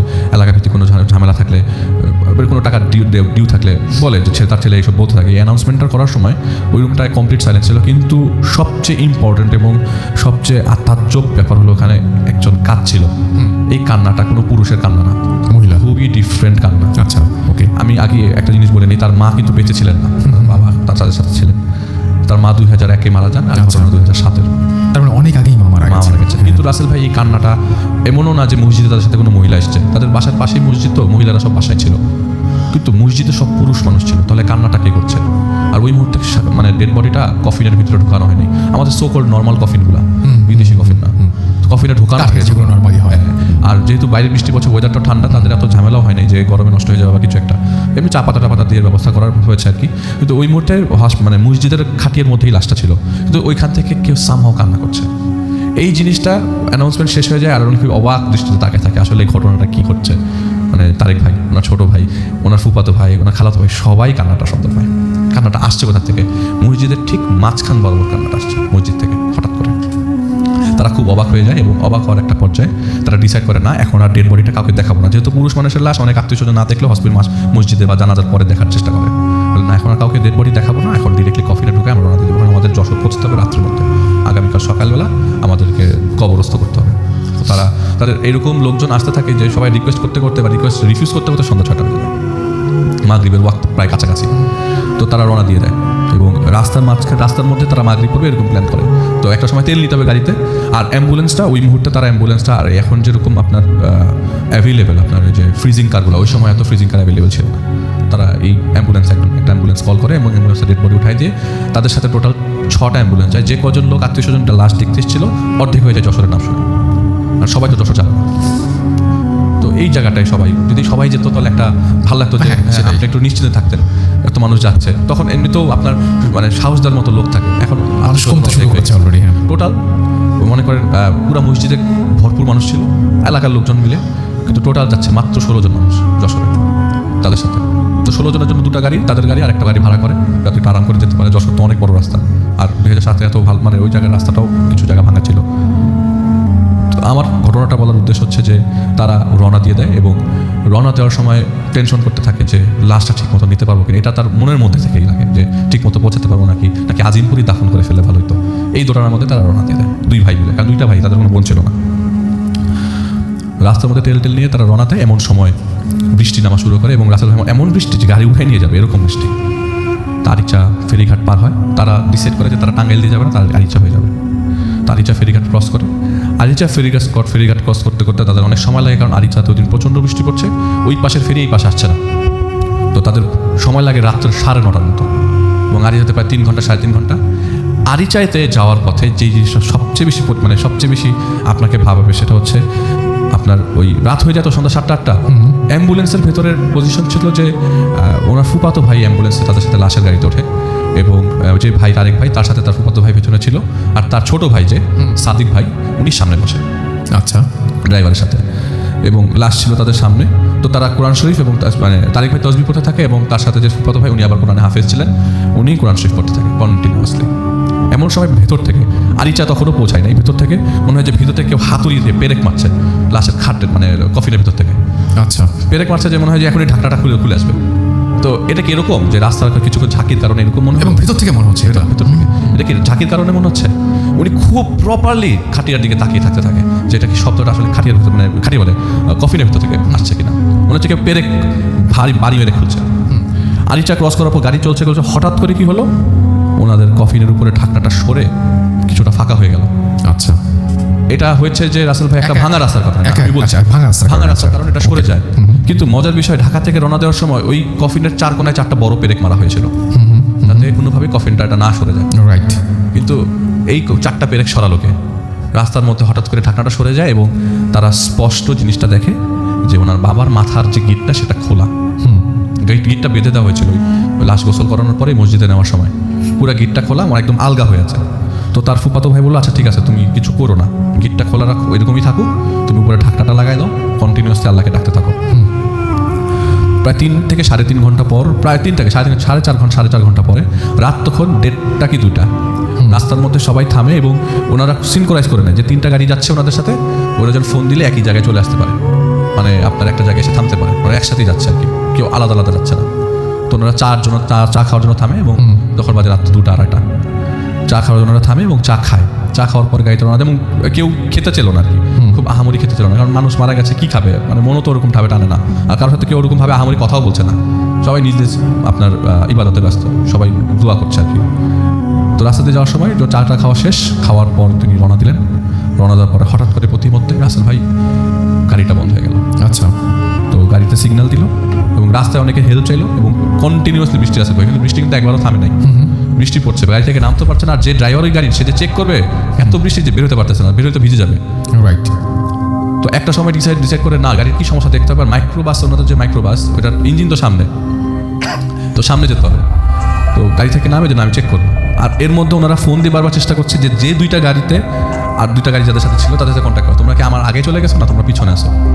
এটা দোয়া পড়তে পড়তে একটা সময় খেয়াল করতে পারে না যে গাড়িগুলো আগে চলে গেল নাকি পিছনে রয়ে গেল। তো ফোন দিচ্ছে ওইখান থেকে কেউ ফোন রিসিভ করছে না, একটাতে ফোন যাচ্ছে না, একটাতে ফোন রিসিভ করছে না। এমন সময় তাদের গাড়িতে ড্রাইভার এসে বললো যে এই তো মনে হয় ব্যাটারি পড়ে গেছে, স্টার্ট হবে না, এখনই স্টার্ট হবে না, একটা ব্যাটারি লাগবে, অথবা রাস্তাতে যাতে পথে কোনো গাড়িকে আটকায় ব্যাটারি সাপোর্ট নিতে হবে না, সম্ভবই না। প্রায় ঘন্টাখানেক তারা তো ওই জায়গায় মানে তাদের অবস্থা, সাথে লাশ পাশে একটু আগে একটা শব্দ তাদের কাছে বেশ মানে ডিফারেন্ট লাগছে। তার বাবার লাশ নিয়ে যাচ্ছে কিন্তু ভয় কাজ করছে সবচেয়ে বেশি, লাশ নিয়ে এসে যাওয়ার সাথে ভয় কাজ করছে। তার পুরুষ মানুষ এত ভয় পাবে এই জিনিসটা তারা কখনো কল্পনা করে, তাও তার বাবার সাথে। তো রাসেল ভাই যে আমি আগেও একবার এপিসোড বলেছিলাম যে যতক্ষণ মানুষ আছেন ভালো আছেন, মানুষ মারা গেলে লাশ হয়ে যায়, তখন সম্পর্কটা ডিফারেন্ট হয়ে যায়, ভয়টাও কাজ করতে থাকে। হঠাৎ করে একটা মানুষ আসে রাসেল ভাই এখানে, ওই মানুষটা আসার পরে বলে যে আপনারা কোথায় যাবেন। সাধারণ মানুষ, এমন না যে সাদা কাপড় পরা লম্বা মানুষ, এরকম কিছু না, একটা সাধারণ মানুষ বলে যে আপনারা কোথায় যাবেন, বলে যে আমরা তো যশোর যাচ্ছি। তখন ওই জায়গা থেকে তাদের বাড়ি প্রায় 20-25 কিলোমিটার দূরে, আর ওই জায়গাটা কোন জায়গাটা এখন যেরকম জিপিএস দেখে দেখতে পারেন তখন এরকম প্রপারলি বোঝা যাচ্ছে না তারা কোথায় আছে। তাদের যশোর থেকে খুব দূরেও না। ওই লোকটা এসে বলে যে লাশটারে নিয়ে যশোর যায় না, এটার আশেপাশে কোথাও দাফন করে ফেলেন। তখন ওনার গাড়ির ভিতর থেকে বলে যে আপনি কে যান, এখান থেকে যান, সরেন, যে আপনি বলার কে, লাশটা কোথায় নেবেন, ভয় লাগতে থাকে একটা পর্যায়ে। তো পেছন থেকে একটা গাড়ি দেখে হঠাৎ করে, তো গাড়িটা দেখে যে তাদের পাশে এসে থামে এবং খুব আশ্বস্ত ফিল করে। তাদের যে গাড়িতে সবচেয়ে বেশি পুরুষ মানুষ ঢুকেছিল 7 জন, ওই গাড়িটা তাদের সামনে আসে, তাদের পেছনে ছিল এটা, তাদের ভাগ্যক্রমে গাড়িটা তাদের কাছে চলে আসে এবং ব্যাটারি সাপোর্ট নিয়ে গাড়িটাই স্টার্ট দেয়। তো একটা পর্যায়ে মানে ওয়াশরুমের জন্য তাদের 5 কিলোমিটার পরে থামতে হয়, গাড়িটা নিয়ে থামে। তো থামার ওই অবস্থায় যেরকম ছিল লাশ সেরকম, তারা সবাই নামে গাড়ি থেকে আবার উঠতে যেয়ে দেখে যে তাদের ওই কফিনটা থেকে ঢাকনাটা সরানো এবং তার বাবার মাথার গিটটা পুরাটা খোলা, ফেসটা পুরো ভিজিবল। এইটা তো তাদের কাছে একদম আর নর্মাল লাগতে থাকে না। যত তাড়াতাড়ি যশোর চাও যত তাড়াতাড়ি যশোর যেতে পারো, এবং সবচেয়ে রং ডিসিশন যশোর চলে আসে। তো তারা কোনোভাবে মাথাটার মধ্যে কাফনের কাপড়টা পেঁচিয়ে ঢাকনাটা লাগিয়ে যশোরে পৌঁছানোর পর দেখে যেই জায়গায় তার বাবার কবর দেওয়ার কথা রাসেল ভাই, সেই জায়গাটা একটা লো ল্যান্ড এরিয়া, তাদের নিজস্ব পারিবারিক গোরস্থান, পুরাটা পানি ধরে ভরে গেছে, কবর আর দেওয়া যাবে না, পুরা কবরের ভিতরে পানি পড়া। তার ফুফাতো ভাই বলতে থাকে যে আসলে এইটা বাদ দেন তারেক ভাই, আপনি আমাদের কবরস্থানে চলেন। তাদের ফুফাতো ভাই মানে ফুফাতো দাদার বাড়ি হচ্ছে তার বাড়ি থেকে প্রায় 15-20 কিলোমিটার দূরে, তো চলেন। ওই মুহূর্তে সকাল 7টার দিকে তারা ওই কবরস্থানে ব্যাক করে। আসলে কবর দেওয়া শেষ হয়, ওখানে আবার নতুন করে কবর করা হয়। কবর করতে তারা সকাল 9টা, বৃষ্টি তখনও পড়ছে উপরে, তখন সামিয়ানা টাঙিয়ে নিয়েছিল।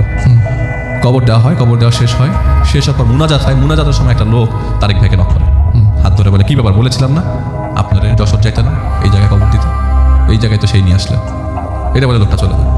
আচ্ছা আচ্ছা, এইটা শোনার পর আসলে ভাই এই কথাটা তিনি আর কাউকে কখনো বলে নেই, আমাকেই বলেছেন লাস্ট, যে আমি লাস্ট এই লোকটার এই কথাটা শুনি, তো বলেছিলাম তো যে যশোর যায় না, এখানে কবরটা, সেই ব্যাক করে এখানে কবরটা হলো। তো এইটার পরবর্তী সময় আর জানার চেষ্টা করে নাই যে আসলে কেন এই লোকটা আসছিল বা কেন এই কথাটা বলছিল। At the end of the day কবরটা রাসেল ভাই তার গ্রামের বাড়িতে ওই যে জায়গায় আটকে ছিল সেই জায়গায় গেছে। ওকে, থ্যাংক ইউ সো মাচ। আমি আবারও ফিরে আসবো, তার আগে একটু যেটা করবো সেই জায়গায় ছোট্ট বিরতি নিব এবং বিরতির পরে আবারও এখনই ফিরে আসছি। সেই পর্যন্ত আমাদের সঙ্গে থাকুন। Stay tuned for radio 4 the FM and do 4 day FM. The night comes alive. বিশ্বাস করা না করাটা আপনার ব্যাপার।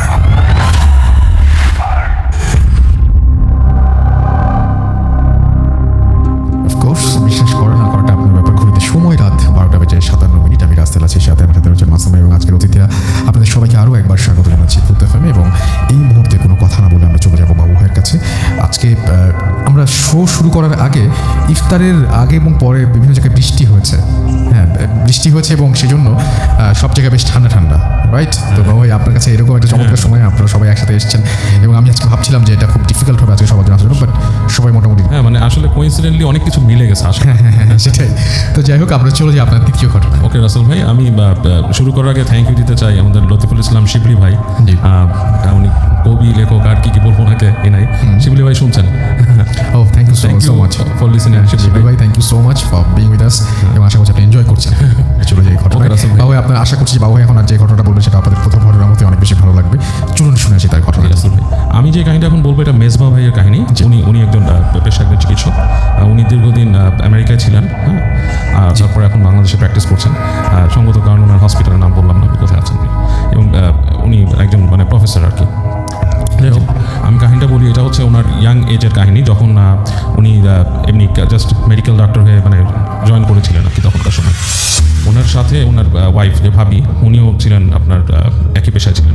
উনি তখন ডাক্তারি পাশ করে উনি তখন চলে যান সরকারি একটা মানে সরকারি এসে জয়েন করেন আর কি মেডিকেল টিমে। এবং ওনার পোস্টিং ছিল তখন কক্সবাজারের আশেপাশে কোনো একটা জায়গায়। এবং মেজবা ভাই ছিলেন তখন ঢাকায়। এবং উনি থাকতেন ভাবির সাথে, প্রায় ডিটাচ থাকতে হতো এই কারণে, পেশার কারণে। তো একদিন যেটা হলো যে উনি তখন সময় হচ্ছে আপনার একটা নিম্নচাপ হয়েছে আর কি সাগরে। এই নিম্নচাপের সময় ভাবির কাছ থেকে উনি মেসেজ পান যে ওখানে আছেন এবং ঝড়টা সম্ভবত এটা নিম্নচাপটা মেবি একটা হ্যারিকেন আসতে পারে এবং মোস্ট প্রবাবলি ওই অঞ্চলে আঘাত করতে পারে মেবি। তো এরকম একটা কাহিনী শুনে নিম্নচাপ তখন সম্ভাবনা করেন। তো ওনারা যেহেতু নিউলি ম্যারিড ছিলেন এবং ওনাদের দুজনের বেশ মানে একটা লং টাইম ফ্রেন্ডশিপ ছিল, তারপর বিয়ে করেন ওরা, খুব অ্যাটাচড একজন আরেকজনের প্রতি। তো ওই সময়টা মোবাইলের যুগ না, সুতরাং তাদের মধ্যে কমিউনিকেশনটা খুব বেশি স্ট্রং হয়নি আর কি। তো উনি শুনতে পেয়ে উনি খুব টেন্সড ছিল আর কি। এই মানে কি ঝড় বৃষ্টি হচ্ছে, সমুদ্র উপকূলবর্তী এলাকায় কোথাও আছে এবং খুব টেন্সড অবস্থায় ছিল। তো ওনার মন সবসময় ভাবির কাছেই পড়ে থাকতো। তো এরকম একটা সময় কি হয় যে ঝড় বৃষ্টি বেশ বাড়ে আর কি, বাড়ে। তো ওনার ইচ্ছা হয় যে উনি চলে যাবেন ভাবির কাছে। তো যেরকমভাবে চিন্তা করেছেন উনি ওই গাড়ি নিয়ে রওনা দেন আর কি। তো ঢাকা থেকে চিটাগং পর্যন্ত যান ড্রাইভ করে, খুব নর্মালি। হালকা বৃষ্টি ছিল তখন, এই অবস্থায় উনি চলে যান ঢাকা থেকে চিটাগং। এবং নিম্নচাপ হলে যেটা হয় রাসেল ভাই, দেখবেন যে বৃষ্টিটা কিন্তু মানে একসাথে আসে না, ঝিরঝির করে পড়তে থাকে। তো এরকম অবস্থা হয় যখন চিটাগং থেকে উনি যায়, তখন অলরেডি ধরেন উনি রওনা দিয়েছিলেন দিনের বেলায় আর কি, দুপুরের দিকে বা সামথিং। তো যখন কক্সবাজারের দিকে যাওয়া শুরু করেন তখন অলরেডি রাত হয়ে গেছে, অন্ধকার। তো উনি ড্রাইভ করে যাচ্ছেন, তো বলছে যে বৃষ্টির তোড়টাও একটু বেশি বেড়ে গেছে তখন, লাইক গাছটি উইন্ডের সাথে আসতেছে পানিগুলো। তো এরকম একটা অবস্থা আবার থেমে যায়, আবার চলতেছে। তো বলতেছে যে একটা সময় বেশ গভীর রাত হয়ে গেছে রাস্তার মধ্যে। তো যাচ্ছে তো যে জায়গাটা উনি গেছে রাস্তায়, সেই জায়গাটা বলে আশেপাশে কোনো দোকানপাট কিছু নাই, দুই পাশে মনে হচ্ছে যে লাইক খোলা মাঠের মতো, কিন্তু গাছগাছালি আছে, একটু জঙ্গল টাইপের। তো এরকম একটা জায়গায় ওনার গাড়িটা হঠাৎ করে কাশি দেয়, মানে লাইক ইঞ্জিনটা এসে 2-3 বার ঝাঁকি দিয়ে গাড়ি স্টার্ট বন্ধ হয়ে যায়। তো উনি ইগনিশন দেয়, গাড়ি আবার স্টার্ট হয়, আবার একটু কাশি দিয়ে বন্ধ হয়ে যায়। এবং একবার গাড়ি বন্ধ হয়, আর উনি বারবার ইগনিশন দিচ্ছেন, গাড়ি আর স্টার্ট হয় না। এবং বারবার ইগনিশন দেওয়ার কারণে দেখা যাচ্ছে ব্যাটারিও হচ্ছে। তো উনি খুব হয়ে যায়। তো উনি গাড়ি স্টপ করে চিন্তা করে যে নামবো কিনা, বৃষ্টি তো হচ্ছে, লাইট টাইট সব নিভিয়ে দিয়েছে গাড়ির ভিতরে। এবং এই কারণে যেটা হচ্ছে যে গাড়ির ভিতরে জাস্ট আপনার ফগি হয়ে যাচ্ছে, গ্লাস ঘেমে যাচ্ছে। তো উনি চিন্তা করে বসে থাকার তো মানে নেই, গাড়িটা আমি এখন আগে সরাতে হবে, কারণ রাতের বেলা যদি হঠাৎ করে বাস ট্রাক কিছু একটা আসে সমস্যা হবে। তো উনি মানে কোনো চিন্তা ভাবনা না করে রাস্তাকে বেরিয়ে হবে, গাড়ি ঠেলে অ্যাটলিস্ট রাস্তার পাশে আগে রাখতে হবে।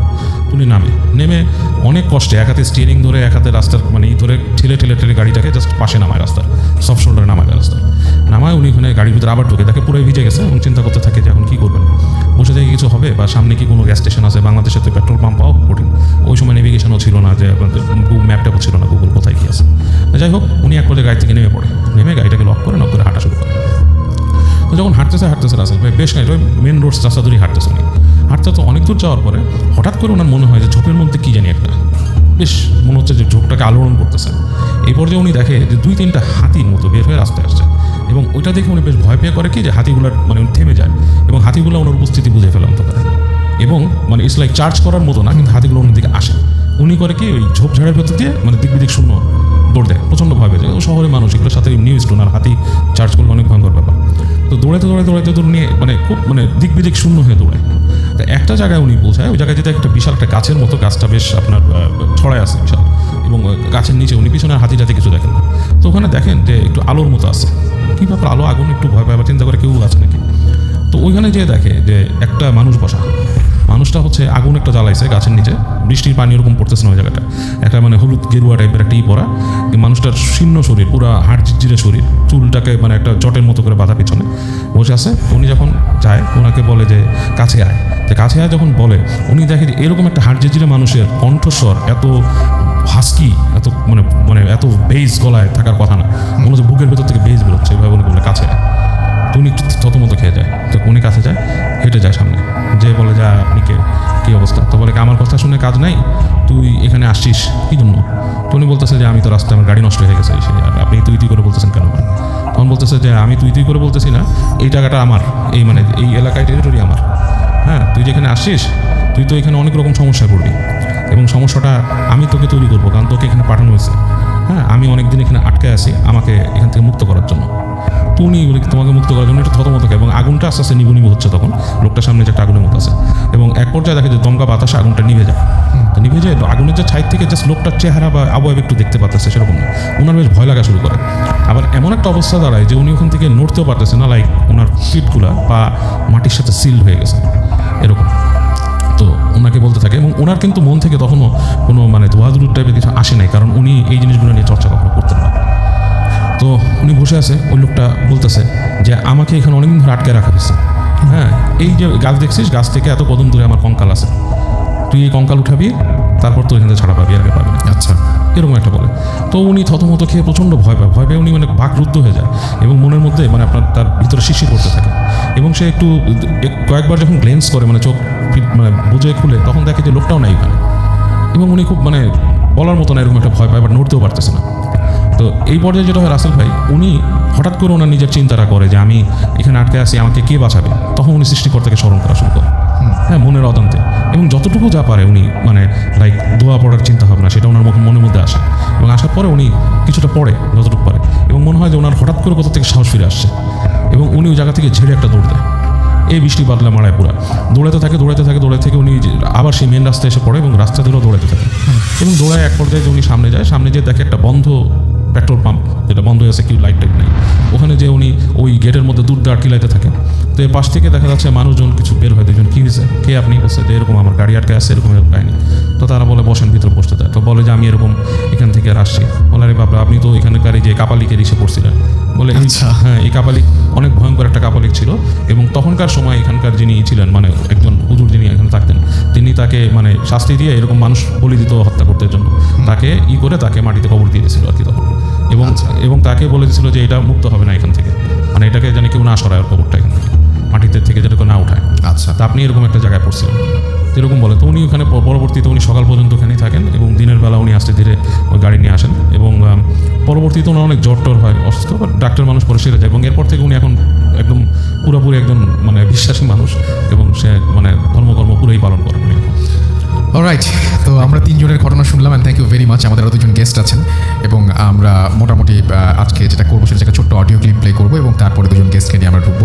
থ্যাংক ইউ ভেরি মাচ তিনজনকেই, আলিফ এবং ফারনান এবং বাবু ভাই, তিনজনকে অনেক অনেক ধন্যবাদ। অনেকদিন পরে আপনারা এসছেন, সেটা সবচেয়ে বড় কথা না, সবচেয়ে বড় কথা একসাথে এসছেন, এবং একসাথে এরকম একটা চমৎকার এপিসোড আমরা উপহার দিতে পারছি সবাইকে, অ্যান্ড আশা করছি আপনাদের সবারই ভালো লেগেছে। তো থ্যাংক ইউ ভেরি মাচ। আমরা একটা ছোট্ট অডিও ক্লিপে চলে যাচ্ছি, এবং তারপরে আবারও ফিরে আসছি। সেই পর্যন্ত আশা করবো যে আমাদের সঙ্গে থাকবেন। স্টে টিউনড টু রেডিও ফুর্তি FM অ্যান্ড ডু ফুর্তি। FM. The night comes alive. বিশ্বাস করা না করাটা আপনার ব্যাপার।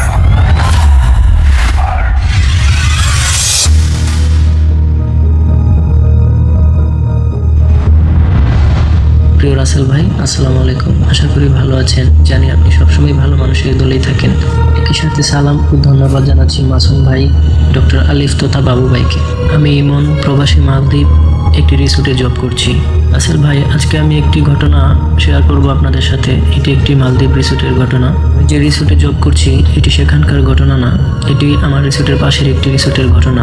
আমি আমার এক ফ্রেন্ডের মাধ্যমে এই ঘটনাটি শুনতে পাই। একটি বাস্তব এবং সত্য ঘটনা। যদিও আমি ভূতে ফেম শুরু থেকেই শুনি, কিন্তু সময় স্বল্পতার কারণে আমি ঘটনাগুলো শেয়ার করতে পারি না।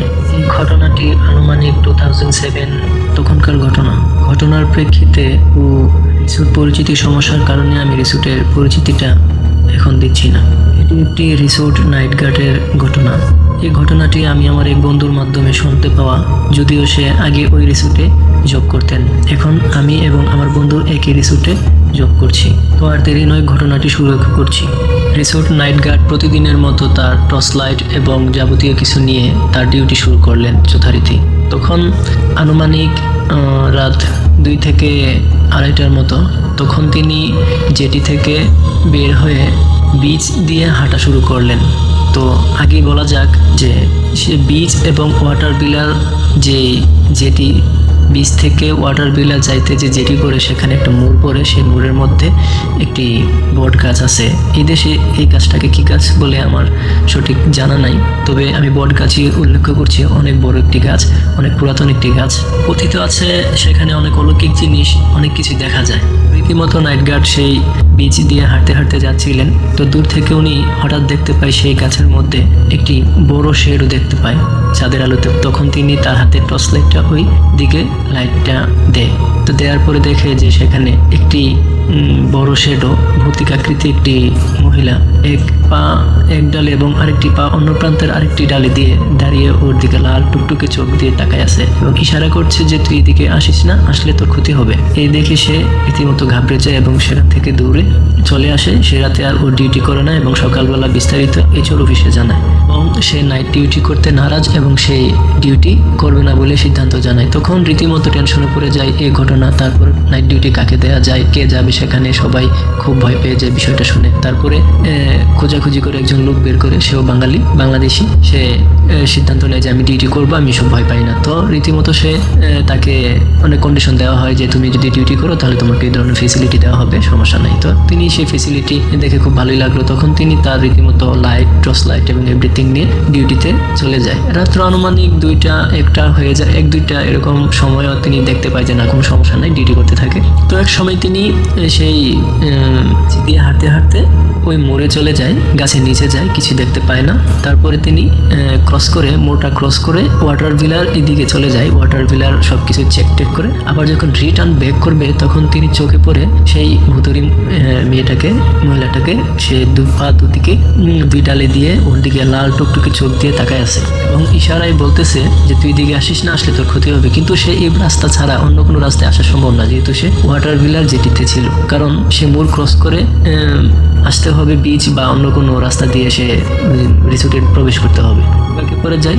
তারপরে সে খুব দ্রুত কি করবে এখন না বুঝে সে খুব দৌড় লাগায়। তো দৌড় দেওয়ার পরে সেই ওয়াটার বিলার যেটি অতিক্রম করে মোড়ে আসতে না আসতেই তার লাইটটা কোথায় পড়ে যায়, সে আর দৌড়ে হুঁশজ্ঞান নেই। তারপরে সে দৌড়াদৌড়ি করতে অন্ধকারের মধ্যে চলে যায়। তারপরে সে একটু পায় যে তাকে একটু জোরে থাপ্পড় মারা হয়, সে মাটিতে পড়ে যায়। তারপরে সে সেন্সলেস হয়ে যায়, কিছু বলতে পারে না। সকালবেলা অন্য সব মানুষ ডিউটিতে যাওয়ার সময় দেখতে পায় এবং নিয়ে আসে জ্বর অফিসে দেখায়, রুমে রাখে এবং রীতিমতো তার গায়ে অনেক জ্বর চলে আসে, চেহারা কালো হয়ে যায়, খুব জ্বর আসে ওর। তারপরে থেকে 10 দিনের মতো ওকে ট্রিটমেন্ট করা হয় কিন্তু সে সুস্থ হয় না। তারপরে বাংলাদেশে খবর তো অবশ্যই দেওয়া হয়েছিল। তারপরে বাংলাদেশে এক কবিরাজ ধরা হয়। তো ওই কবিরাজ কন্ডিশন দেয় যে একদমই খাসি কিনতে হবে এবং সেই খাসিটাকে খুবই জবাই করতে হবে, তারপরে সে সুস্থ হবে। তবে কন্ডিশন একটা, তাকে সেই রিসোর্টে রাখা যাবে না, ওখানে থাকলে তার ক্ষতি হবে। তারপরে যেটা যথারীতি সেই কবিরাজের শর্ত অনুযায়ী সব কিছু করা হয়। তারপরে তিনি বাংলাদেশে চলে যায়। এখনও উনি বাংলাদেশে আছে, উনি আর ওই রিসোর্টে ব্যাক করতে পারে নাই। তো এই ছিল ঘটনা রাসেল ভাই। যদি আমার ঘটনাটি ভালো লেগে থাকে তাহলে অবশ্যই প্রচার করবেন। এবং আমি যে রিসোর্টে আছি সেই রিসোর্টটা একটা কবরস্থানের মধ্যে আগে ছিল, এখন সেই কবরস্থান ভেঙে নতুন রিসোর্ট করা হয়েছে। আর অনেক ঘটনা আমার রিসোর্টেরও আছে, আমার বস ওনাদের মাধ্যমে আমি শোনা। অবশ্যই আমি চেষ্টা করবো সেই ঘটনাগুলো প্রচার করার জন্য, আপনাদের কাছে পাঠানোর জন্য। ভালো থাকবেন। Face it. Radio Money Foodie. Radio Foodie. مرحبا مرحبا شهر صيام مرحبا مرحبا مرحبا شهر رمضان مرحبا Radio Foodie 88 FM. Face it. Radio Money Foodie. Radio Foodie. FM. The night comes alive. বিশ্বাস করা না করাটা আপনার ব্যাপার।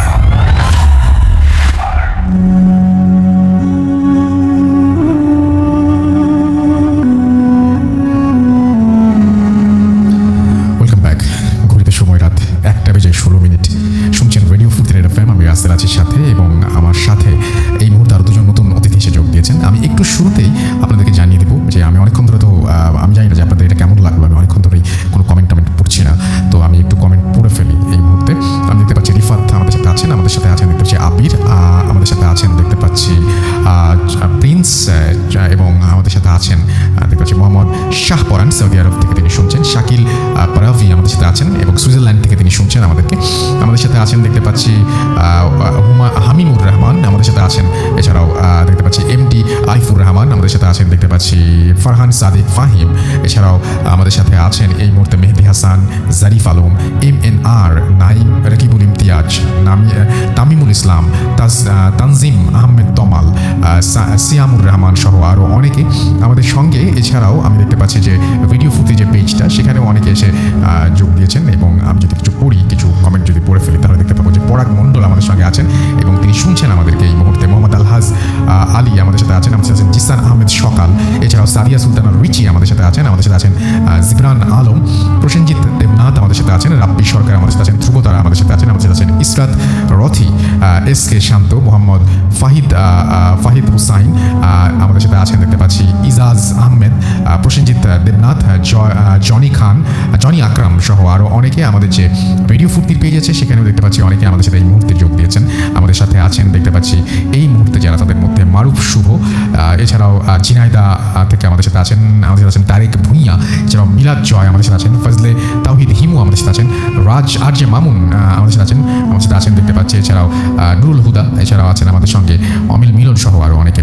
থ্যাংক ইউ ভেরি মাচ আমাদের সঙ্গে থাকার জন্য। এবং আমাদের আরও একবার বলতে আমাদের ইমেল অ্যাড্রেস হচ্ছে futfm@radiofurti.fm, which is BHWTFM@radio.FORTI.FM। আপনার নাম, ঠিকানা এবং ফোন নাম্বার সহ আপনার জীবনে ঘটে যাওয়া বা আপনার জানা সেরা ঘটনা লিখে পাঠিয়ে দিন আমাদের কাছে। ঘটনা শুরুতে অবশ্যই উল্লেখ করুন যে ঘটনাটা আপনি স্টুডিওতে এসে শেয়ার করতে চান, নাকি আপনি চান আপনার ঘটনা আমরা পড়ে শোনাই। যারা দেশের বাইরে আছেন তারা সরাসরি অডিও ক্লিপ পাঠিয়ে দিতে পারেন।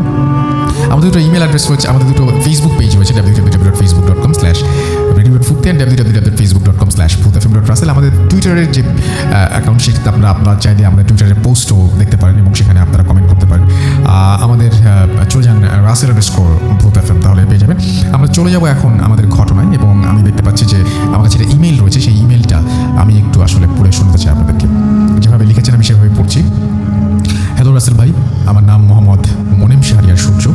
আমি নীলফামারী জেলার সৈয়দপুর এলাকায় থাকি। আমি ভূত এফএমের একজন নিউ অ্যান্ড রেগুলার লিসেনার। আমি 2 বছর ধরে ভূত এফএম শুনছি। ঘটনাটি আমি একজন আপুর কাছ থেকে সংগ্রহ করেছি। ঘটনাটিও তার সাথেই ঘটেছে। আমি তার নাম উল্লেখ করছি না। যে আমায় ঘটনাটি বলেছে আমি তার ভরসাতেই বলি, তবে হয়তো শুনতে বেশি ভালো লাগবে। তার ভাষাতেই বলি হবে, তার ভাষাতেই বলি। ওকে, তো আমি পড়ছি ঘটনাটি। কোথাও বিশ্বাসযোগ্য, কোথাও বিশ্বাস অযোগ্য, কিন্তু তারপরেও ঘটনাটি পাঠিয়েছেন এবং আমি জানি না যে এই ঘটনাটি আপনাদের কেমন লাগবে। আমার কাছে ভালো লেগেছে পড়ে। তো যেভাবে লিখেছেন সেভাবে পড়ছি। আমি তখন একটি গভর্নমেন্ট চাকরি করি। আমাকে তাই প্রতিটা দিনই ব্যস্ত রাস্তায় রিক্সা করে যাতায়াত করতে হয়। দিনের মতো সেদিনও রিক্সায় করে যাচ্ছিলাম। সেদিন আবার রাস্তায় এতটাই ভিড় ছিল যে আমি আটকা পড়ে গিয়েছিলাম। আমি লক্ষ্য করলাম আমার রিক্সা থেকে কিছু দূরে আরও যে রিক্সাগুলো রয়েছে সেই রিক্সাগুলোতে একটি পাগলি গিয়ে হাত বাড়িয়ে কি যেন বলছে এবং রিক্সার ভেতরকার লোকেরা তাকে তাড়িয়ে দিচ্ছে। এক এক করে পাগলিটা আমার দিকে এগিয়ে আসতে লাগলো। আমি কেমন যেন আমার ভয় করতে লাগলো। একটা সময় সে আমার কাছে চলে এলো। এরপর তার দিকে আমি তাকিয়ে যা দেখলাম তাতে আমার গা ছমছম করে উঠলো। একটা সময় আমার গায়ে কাঁটা দিয়ে উঠলো। আমি দেখলাম যে পাগলিটা অনেক বয়স্ক, তার আঙুলগুলো দিয়ে নখ ফেটে রক্ত বেরিয়ে আসছে। তার নখগুলো অনেক বড় এবং তার চেয়ে বেশি যে ব্যাপারটা আমার গা ছমছম করে উঠলো সেটা হচ্ছে তার চোখ দুটো সাদা। সে হাত বাড়িয়ে আমাকে বলল যে তার সে আমার কাছে রক্ত চাচ্ছে, এরকম একটা ব্যাপার। খুব ভয়ঙ্করভাবে সে কথা বলছিল।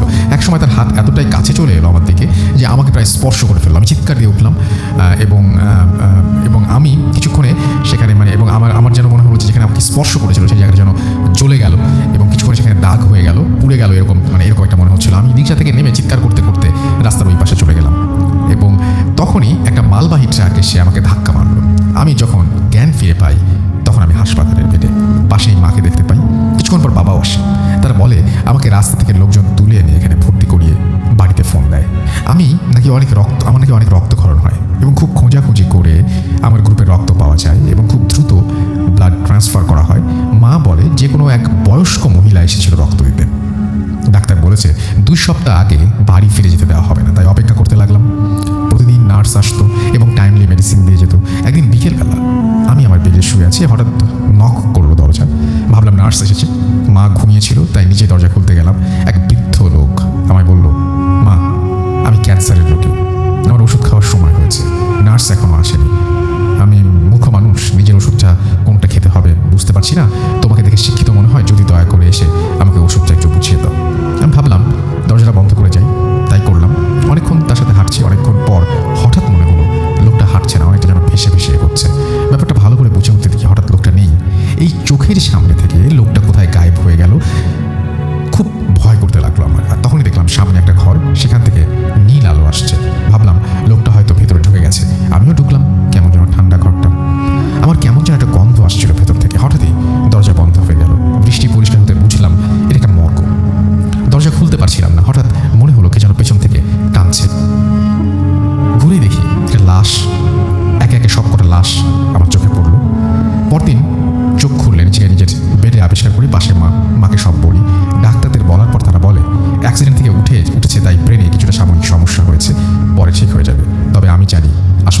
সবই আমার চোখের সামনে ঘটেছে। সেদিন আবার একজন মারা গিয়েছিল, বৃদ্ধ লোক শুনলাম, ক্যান্সারে আক্রান্ত ছিল লোকটি। অনেক বড় ঘটনা, আমি এইটুকু পড়লাম। আশা করছি আপনাদের ভালো লেগেছে এবং আমি এখন যেটা করব সেটা হচ্ছে সরাসরি চলে যাব আমাদের অতিথির কাছে। আমাদের সঙ্গে এখানে আছেন হাফেজ মাইনুদ্দিন ভাই, তিনি অনেক কষ্ট করে এসেছেন এবং তার কাছ থেকে আমরা ঘটনা শুনবো। এবং তিনি আজকে এসেছেনও খুব কষ্ট করে এখানে, তারাবির নামাজ পড়িয়ে তারপর তিনি এসেছেন এবং এখন যে আবার সেহরি করবেন। রমজান মাস চলছে, আমরা সবাই রোজা রাখবো, তো তারপরেও উনি কষ্ট করে এখানে এসেছেন এবং আমাদের সাথে ঘটনা শেয়ার করবেন। তো রিসেন্টলি ঘটে যাওয়া একটা ঘটনা তিনি আমাদের সাথে শেয়ার করবেন। চলুন শুনে আসি তার মুখ থেকে। আসসালামু আলাইকুম। মে মাসের 8 তারিখের ঘটনাটা, গত বুধবার আর কি ছিল দিনটা। তো সেই দিন যিনি আমার কাছে এই কথাটা আমার কাছে আসে বলে, ওনার নাম ছিল নীরব। ওনার বাবা মারা যায়, তারাবি নামাজের পরে তাকে দাফন দেওয়া হয়। রাতে 11টা 11:30 বেজে যায়। তো আমাদের যে কবরস্থানটা সেটা একটু মেরামত করাতে লাশটা দাফন দিতে একটু কষ্টই হয় নিয়ে যেতে। তো যে খাটিয়া করে নিয়ে যাওয়া হয়, কষ্ট হতে সেই খাটটা থেকে কোলে তুলে 3-4 জন মিলে ধরে নিয়ে যেতেছিল। তো ছেলে যখন নিছে, তো ও বলতেছে এত হালকা এবং এত ছোট মনে হচ্ছিল বাবাকে যে আমি একাই নিয়ে যেতে পারবো। তো যেহেতু সবাই ছিল কাছে, তবু তার 3-4 জন মিলে নিয়ে গেল, লাশটাকে দাফন দিল। তো সেই রাত্রি তো সে সবাই দাফন করে চলে গেল। তো সেহরির পরে ফজর নামাজের পরে ছেলেটা জিয়ারতের জন্য আসলো। তো এখন তো রমজান মাস, অন্ধকার এবং দিন আসতে আসতে অনেক দেরি হয়, কিন্তু নামাজ সেহরি খাওয়ার আজানের পরপরই জামাত দাঁড়িয়ে যায় নামাজের। তো ওই ছেলেটা নামাজ পড়ার পরেই ফজরের নামাজ পড়েই কবরস্থানে গিয়ে জিয়ারত করে। যখন সে মোনাজাত দিতেছিল, খুব অঝরে কান্না করতেছিল কবরস্থানে। তো সেই মুহূর্তে নাকি সেই ছেলেটা বলল যে আমি যখন মোনাজাত করি এবং খুব চিৎকার মানে খুব অঝরে কান্না করি, তখন আমার এরকম একটা আওয়াজ আসে, এমন একটা কথা আমি শুনতে পারি, আমাকে বলতেছে নীরব বাসায় চলে যা, কাঁদিস না। তো উনি প্রথম মোনাজাত তো ভাবতে কোনো কিছু মনে নেই, উনি মোনাজাত করতেছিল, কান্না করতেছিল, সেই কথাটা আবারও আসে, নীরব বাসায় চলে যা। তখন সে তাড়াতাড়ি দ্রুত আর কি একটু ভয় চলে আসে তার ভিতরে, খুব ভয় ভীতিতে উনি সত্যিই চলে আসে খুব তাড়াতাড়ি। কিন্তু সেই দিন তার কোনো কিছুই ভালো লাগেনি, সে নামাজও সেদিন পড়ে নেই এবং সে যে রোজাটা রাখছে, সে বলছে আমার রোজাটাই আমার কাছে ভালো লাগলো না, সেই দিন আমার খুবই খারাপ লাগতেছিল। সে কোনো নামাজই পড়া হয়নি এবং সে পরবর্তীতে রাত্রে আর কবরস্থানে যাওয়া হয়নি। তো রাত্রি যখন সে ঘুমালো, সে ঘুমের মধ্যে সে এই কথাটা আসলো, তোকে বাসায় যেতে বলছি, নামাজ ছাড়তে বলছি। সে এরকম এই কথাগুলো শুনতে পায়, সে তাকে ধমক দেয়। তো উনি বলতেছে শব্দটা যে আসে এবং কথাটা বলে কে, ও এইটাকে নিয়ে অনেক ভয় পাইতেছে। সে ভাবতেছে যে আমাকে জিনে ধরছে, এটা জিন আমাকে বলে, কারণ মানুষ মারা যাওয়ার পর মানুষ তো আর কিছু বলতে পারে না। তো কবরস্থান সকালবেলা ভরে যাওয়াতে হয়তো আমাকে জিন এরকম ডিস্টার্ব করতেছে। তো সে আমার কাছে কয়েকবারই আসলো, আমি তাকে বললাম যেটা জিনের কোনো আসো বা জিন না, হ্যাঁ আপনার আব্বুর দুনিয়ার থেকে বিদায় নিছেন, আপনার আব্বুই আপনাকে এই শাসনটা করতেছে, যেহেতু ভালোবাসাটা ছিল আপনি কবরস্থানে যাবেন, জিয়ারত করবেন। উনি এখনও বিশ্বাস করে না, সে এখনও বলে যে আমি তো কোনো ইবাদত, আমার কোনো নামাজই ভালো লাগে না যেতে। দ্বিতীয়ত আমি শুধু এইটুকুই কথা শুনতে পারি, নীরব কাঁদিস না, নীরব ইবাদত, নামাজ পড়, নামাজ ছাড়িস না। কিন্তু সে তার বাবাকে দেখতে পারে না, কথাগুলো শুনতে পারে। এখন সে এটাই নিয়ে ইয়েতে আছে চিন্তিত, যেটা হয়তো জিন, কিন্তু মৃত ব্যক্তি আমার কাছে আসতে পারে না। আচ্ছা, ও থ্যাংক ইউ সো মাচ আপনার ঘটনার জন্য, আপনাকে অনেক ধন্যবাদ এবং আশা করছি যে এই ঘটনাটি আপনাদের কাছে অনেক ভালো লেগেছে। এবং আমি যেটা করব সেটা হচ্ছে এখন সরাসরি আমি যেটা করব সেটা হচ্ছে যে আমাদের এখানে যারা কমেন্ট করেছেন তাদের সেই কমেন্টগুলো আমি একটু পড়ে শোনাবো আপনাদেরকে। এবং আমি আমার ফার্স্ট যে আওয়ার, সেই আওয়ারে আমি কোনো কমেন্ট ওভাবে পড়িনি, কিন্তু এই আওয়ারে পড়ছি এবং আপনাদের কাছ থেকে আমি জানতে চাই আসলে যে কোনটা ভালো লাগছে এবং কোন ব্যাপারটা আপনাদের বেশি ভালো লাগছে। কমেন্ট পড়লে ভালো হয় নাকি না পড়লে ভালো হয় আপনারাই বলবেন, ইমেইলে জানাতে পারেন, ইনবক্স করে জানাতে পারেন এবং একইভাবে এখানে লিখেও কিন্তু আমাকে জানাতে পারেন। তো আমি দেখতে পাচ্ছি এমডি ফয়সাল আহমেদ আমাদের সাথে আছেন, সৌদি আরব থেকে তিনি অ্যাপ দিয়ে শুনছেন এবং ভূত এফএমের একজন নিয়মিত লিসনার সেটা তিনি জানিয়েছেন। আমাদের সঙ্গে আছেন এসবি সেলিম হাসান, ইমেলটা জোস ছিল। ফাহিম হাসান আমাদের সাথে আছেন তেজগাঁও থেকে, অন্ধকার ঘরে একা শুনছেন তিনি। ইয়াসিন আরাফাত আমাদের সাথে আছেন। এমডি রাজীব ইসাক আমাদের সাথে আছেন। দেখতে পাচ্ছি মাশরাফি HQ চৌধুরী আমাদের সাথে আছেন। রোমেল আমাদের সাথে আছেন, দেখতে পাচ্ছি সাদিয়া সুলতানা, এছাড়াও আমাদের সাথে আছেন তাজরিয়ান রিশাদ, আমাদের সাথে আছেন দেখতে পাচ্ছি শাফিন আল ফারিজ, আমাদের সাথে আছেন আমাদের সাথে আছেন দেখতে পাচ্ছি এমডি শফিকুল ইসলাম, আমাদের সাথে আছেন ফারদিন খলিফা, আমাদের সাথে আছেন KM মান্না, খন্দকার এমডি সোহেল আমাদের সাথে আছেন, সুন্নি আকিদা আমাদের সাথে আছেন। আচ্ছা, আমাদের সাথে আছেন দেখতে পাচ্ছি মার্জিয়া আফরিন রিমু এবং আরও অনেকেই আমাদের সাথে আছেন।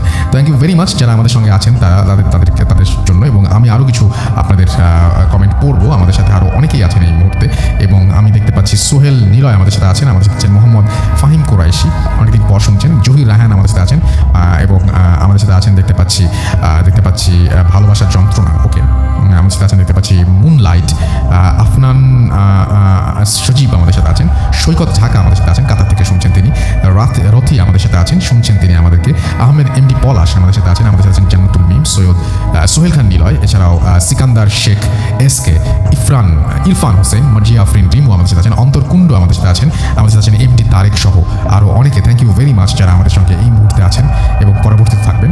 আমাদের সাথে আছেন দেখতে পাচ্ছি ইশাক ইফতি, আসিবুর রহমান নিবির আমাদের সাথে আছেন, আমাদের সাথে আছেন দেখতে পাচ্ছি অনন্যা স্পর্শী, আমাদের সাথে আছেন জান্নাতুল আরিয়া, আমাদের সাথে আছেন দেখতে পাচ্ছি অপসরী পিয়া, আমাদের সাথে আছেন মাসুম খান, ইমন খান হৃদয় আমাদের সাথে আছেন দেখতে পাচ্ছি, এছাড়াও সিরাজুম মুনির, এছাড়াও আছেন আমাদের সাথে এমডি রাকিব, আমাদের সাথে আছেন মাসুম রানা, এম কে মামিম আমাদের সাথে আছেন, অ্যাঞ্জেল আরোহী আমাদের সাথে আছেন, আমাদের সাথে আছেন এমডি রাকিব ইশাক আমাদের সাথে আছেন দেখতে পাচ্ছি, এছাড়াও অঙ্গন ইসলাম অঙ্গন আমাদের সাথে আছেন, আহমেদ এমডি পলাশ, মোহাম্মদ আজিম মৃধা, ইমন খান হৃদয় আমাদের সাথে আছেন, আমাদের সাথে আছেন দেখতে পাচ্ছি সাবিনা SHK আমাদের সাথে আছেন দেখতে পাচ্ছি, অ্যাঞ্জেলা রুমা, ইমন খান আমাদের সাথে আছেন, আমাদের সাথে পরন্ত বিকেল আমাদের সাথে আছেন, এমডি ইমানুল হোসেন সহ আরও অনেকে। থ্যাংক ইউ ভেরি মাচ যারা আমাদের সঙ্গে আছেন এবং পরবর্তীতেও আমাদের সঙ্গে পুরোটা সময় থাকবেন, তাদেরকে অনেক অনেক অনেক অনেক ধন্যবাদ। আমি এখন চলে যাবো আমাদের পরবর্তী অতিথির কাছে, তবে তার আগে আমাদের টুইটারে কিছু কমেন্ট আমরা একটু পড়ে নিই।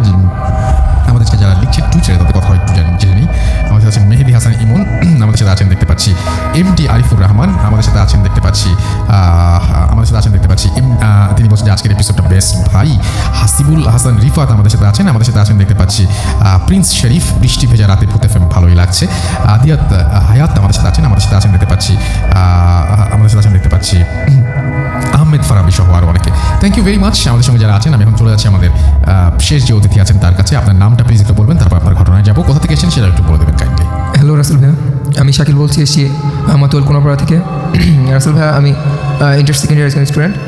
রাসেল ভাই, আজকে যে ঘটনাটা সবার সাথে শেয়ার করব, এই ঘটনাটা আমাদের গ্রামেরই একজন লোকের সাথে ঘটে যাওয়া। লাস্ট ইয়ার যখন ঈদে আমি গ্রামের বাড়ি যাই, তখন আমার একটা ফ্রেন্ডকে বলে গেছিলাম যে কিছু ঘটনা কালেক্ট করতে, যাতে আমি এগুলো শেয়ার করতে পারি ভূত ফ্রেন্ডের সাথে। সো ও একজন লোককে পায় যার সাথে কিছু ঘটনা ঘটেছে। আসলে লোকটি পেশায় জেলে। রাসেল ভাই, এই ঘটনাটা আপনার 1988 যখন আপনার ফ্লাড হয় ওই সময়, তখনকার রাসেল ভাইয়া চারপাশে প্রচুর পানি ছাড়া কিছুই নেই, সব দিকে শুধু পানি আর পানি। তো এই জন্য দেখা গেছে সব দিকে প্রচুর মাছ ভাইয়া। তো ওনার একটা পেশা ছিল ছোটোবেলা থেকে যে উনি আপনার মাছ ধরার প্রতি একটা নেশা। তো একদিন রাতের বেলা ভাইয়া উনি মাছ ধরতে বের হবে, তেমন সময় ওনার আম্মু বললো যে একটু দেখে যেতে, কারণ আশেপাশের পরিবেশ হয়তো ভালো না এখন, চারদিকে অন্যরকম একটা ভাব। তো উনি অত তোয়াক্কা করলো না কথা, তো উনি বের হলো। তো উনি একটা খালের এক পাশে, যে জায়গায় উনি প্রতিদিন প্রায় মাছ ধরে, ওই জায়গায় গেলেও বসলো। তো আধা ঘন্টার মতো হবে ওনার জাল বা অন্যান্য যা যা দরকারি জিনিসপাতি সেট আপ ওগুলো করার পর আসলে উনি বললো রাত প্রায় অ্যারাউন্ড 12টার মতো বা 1টা। তো উনি ওই জায়গার মধ্যে বসে আসছে অনেকক্ষণ যাবত। তো উনি দূর থেকে লক্ষ্য করছে যে একটা আলোটা আপনার কমলা রঙের আলোটা আসছে। তো উনি ভাবলো যে হয়তো বা নৌকা দিয়ে কোনো মানুষ এসছে, হ্যারিকেন। তো যতক্ষণ পর্যন্ত আলোটা কাছে আসছে, উনি স্পষ্ট হতে লাগলো যে আসলে এটা কোনো হ্যারিকেনের আলো না, বা এটা আসলে মানুষ না। তো উনি লক্ষ্য করলেন আসলে জিনিসটা তাহলে কী। তো উনি একটু পিছিয়ে হলেন, একটা গাছের আড়ালে গেলেন, কারণ উনি বুঝতে পারছে যে এটা অ্যাডনোমাল কিছু। দেখলেন যে একটা আলো সম্পূর্ণ খোলা, এটা হাওয়ার মধ্যে ভাসছে এবং একটা ছায়া পড়ছে অপোজিট সাইডে, কিছু একটা আছে। কিছুক্ষণ পর লক্ষ্য করলো যে একটা সাদা শাড়ি পরা মহিলা অবয়ব, যে চুলগুলো ঝুলে আছে বোঝা যাচ্ছে, অনেক লম্বা রাসেল ভাই হবে, হয়তো বা 7-8 ফুট হবে এরকম উনি বললো। তো এটা আসছে দিক থেকে, আর ওটার পায়ের নিচ থেকে মানে মনে হয় সমুদ্রের ঢেউ যেরকম হয় এরকম ফোয়ারা বেরোচ্ছে। তো উনি প্রচণ্ড ভয় পায় এটা দেখে, ওনার কন্ট্রোল করতে পারে না। উনি ওই জায়গা থেকে আপনার দ্রুত বাসায় আসার পর ওনার মুখে দিন রাতে বলে না। সকালবেলা ওনার মাকে বলার পর ওনার মা অনেক বকাঝকা দেয় যে কেন রাতের বেলা এটা দেখার জন্য উনি নিজে দাঁড়িয়েছিল, উনি তো আগেই আসতে পারতো। তো রাসেল ভাই তখন ওনার তেমন কিছু হয় না। তো একদিন এমন উনি আপনার রাতের বেলা আর কি, মানে বিকেলবেলা আপনার হয় না এমন যে এক গ্রামের সাথে আরেক গ্রামে খেলা হয়, অনেক সময় কাবাডি খেলা হয়। তো এরকম একটা খেলা উনি দেখতে যায় অন্য গ্রামে। তো যাওয়ার পর রাসেল ভাই সন্ধ্যা হয়ে যায়, খেলা শেষ। তো ওই গ্রামে ওনার কিছু ফ্রেন্ড ছিল, বন্ধু। তো ওনারা বললো যে এতদিন পর আসছিস, আমাদের সাথে একটু আড্ডা দিয়ে যা। এটা কি আরেকটা ঘটনা ভাইয়া? হ্যাঁ। না, আমি একটা ঘটনাই নেবো, আপনার সেই ঘটনাটাকে শেষ করে ফেলবেন আপনি। আচ্ছা ঠিক আছে। আচ্ছা, আপনি এটা আরেকটা ঘটনা বলছেন, আচ্ছা যেটা শেষ করেন, কিন্তু আরেকটা ঘটনা আমরা তার আগে মানে জি বলো। জি অবশ্যই। তো ওনারা বললো যে আজকে আমাদের সাথে আড্ডা দিয়ে যান। তো উনি আড্ডা দিতে দিতে সময় আর খেয়াল করেন নাই। তো রাত প্রায় অনেক বেজে গেছে 11টা-12টা। তো তখনকার সময় রাত 11টা-12টা মানে রাসেল ভাই অনেক আর গ্রাম অঞ্চল। তো উনি আসতেছে রাতের বেলা দিক থেকে। তো ওনাদের বাড়ি থেকে আসার পথে মানে ওই যে রাস্তায় একটা তেঁতুল গাছ পড়ে, ওই গাছটার নামে আগে থেকেই কিছু বদনাম ছিল, কারণ মানুষ অনেক কিছু ওই জায়গায় দেখত। রাসেল ভাই কী দেখতো, যেমন আপনার দেখতো যে রাতের বেলা একটা লোক মানে লোক টাইপের অভাব, যে পায়ের মধ্যে রশি দিয়ে ঝুলে আছে, সম্পূর্ণ সাদা, চুলগুলো সাদা, নিচের দিকে চেয়ে আছে, মানে চেহারা দেখা যায় না। তো অনেকেই এটা দেখেই ফ্রেন্ড হয়ে যেত, ওই জায়গায় অজ্ঞান হয়ে যেত, কারণ এত বেশি সাহস ছিল না অনেকেরই, সবাই এরকম। তো উনি ভয় পাচ্ছিল যে উনি এরকম কিছু দেখতে পায় কিনা। আল্লাহর মতো উনি ওটা দেখে না, উনি আগে যায়। এখন যাওয়ার পর কিছুক্ষণ যাওয়ার পর একটা পুল পড়ে ভাইয়া। তো উনি পুলে ওঠার আগে উনি লক্ষ্য করেন যে পিছ থেকে এমন একটা শব্দ হচ্ছে যে কেউ হয়তো বা খড়ম, কাঠের খড়ম পায়ে দিয়ে হাঁটে বা এরকম টক ঠক ঠক শব্দ হচ্ছে।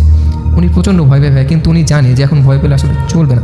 তো উনি আগে যখন বীজের কাছাকাছি, পুলটার কাছাকাছি, তো তখন দেখলো যে দূরে, একটু দূরে বিলের মধ্যে আপনার বিশাল বিশাল মাছ আকৃতির মাছ এরকম লাফাচ্ছে আপনার। তো আবার দেখছে যে এমন কিছু মানুষ আছে যে যারা ওগুলো ধরছে, আবার জাল দিয়ে মেরে মেরে ধরছে।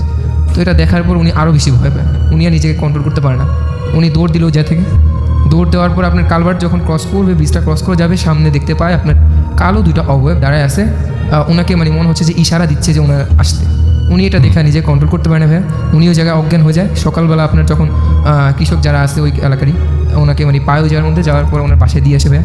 দিয়ে আসার পর ওনার আম্মু তো অনেক আপনার আপসেট হয়ে যায়, কান্নাকাটি করে, এটা কেন হলো, এরকম কেন করলো, রাতের বেলা তো উনি থাকতেও পারতো অন্য গ্রামে। তারপরে হুজুর আনা হয়, হুজুর আনার পর হুজুর বললো যে আর কখনো যেন উনি রাতের বেলা এরকম না বের হয়, আর পরবর্তীতে যদি এমন কিছু হয় তাহলে ওনাকে হয়তো বাঁচানো সম্ভব না, এরকম বললো। থ্যাংক ইউ রাসেল ভাই।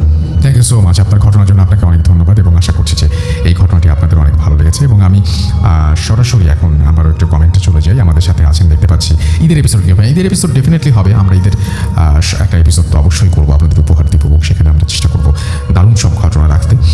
হামিমুর রহমান, আমি বললাম যে আজকের এপিসোডটা খুব স্পেশাল, মানে হঠাৎ করে এরকম একটা স্পেশাল এপিসোড আমরা পেয়ে গেলাম।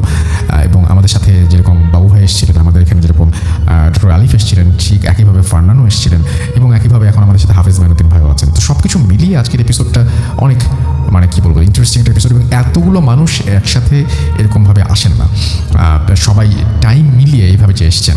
এবং খুব অদ্ভুত ব্যাপার, যেমন গত সপ্তাহে কোনো একটা কারণে ডক্টর আলিফ আসতে পারেননি, তার আগে কোনো একটা সপ্তাহে হঠাৎ করেই একটা প্রবলেম পড়ে গিয়ে বাবু ভাই আসতে পারেনি, কিন্তু আজকে সবাই একসাথে কীভাবে যেন চলে এসছেন। তো সব কিছু মিলিয়ে আজকের এপিসোডটা এবং আজকে সব কিছুই একটু অন্যরকম ছিল।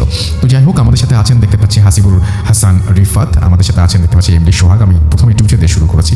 আমাদের সাথে আছেন দেখতে পাচ্ছি গাজীপুর থেকে শুনছেন সারওয়ার হোসাইন, তামিমুল ইসলাম তো আমাদের সঙ্গে আছেন, সাদিকুর রহমান তানজিদ আমাদের সাথে আছেন, হানিফ আমাদের সাথে আছেন, আবির এম পাপ্পু আমাদের সাথে আছেন, আমাদের সাথে আছেন আরিফুর রহমান আমাদের সাথে আছেন দেখতে পাচ্ছি, এছাড়াও রিফাত, এছাড়াও প্রিন্স শরীফ আমাদের সাথে আছেন, আদিয়াত হায়াত আমাদের সাথে আছেন, আমাদের সাথে আছেন এমডি আরিফুর রহমান আমাদের সাথে আছেন দেখতে পাচ্ছি, এছাড়াও MS ইসলাম হৃদয়, ডি সেফ স্যাম আমাদের সাথে আছেন, রিফাত বাবা আমাদের সাথে আছেন, আমাদের সাথে আছেন আবিব পাপ্পু সহ আরও অনেকে। থ্যাংক ইউ ভেরি মাচ যারা এতক্ষণ পর্যন্ত আমাদের সঙ্গে ছিলেন এবং এখনও পর্যন্ত আছেন। আমাদের ফেসবুক পেজে যারা আছেন তাদের আমি দেখতে পাচ্ছি অন্তর কুন্ডু আমাদের সাথে আছেন, মোহাম্মদ শেখ হৃদয় আমাদের সাথে আছেন, আমাদের সাথে আছেন দেখতে পাচ্ছি মার্জিয়া আফরিন রিমু আমাদের সাথে আছেন দেখতে পাচ্ছি, এমডি তারেক RS আমাদের সাথে আছেন, সুলতানা মিমি আমাদের সাথে আছেন, নিহা সামারিয়াম আমাদের সাথে আছেন, এমডি সালমান, ইফরান খান মিরাজ, এমডি শফিকুল ইসলাম, SM সবুজ, শরীফুল ইসলাম শিশির, সৈকত আমিনুল ইসলাম ওয়াহিদ, পলাশ ভৌমিক, সোহেল খান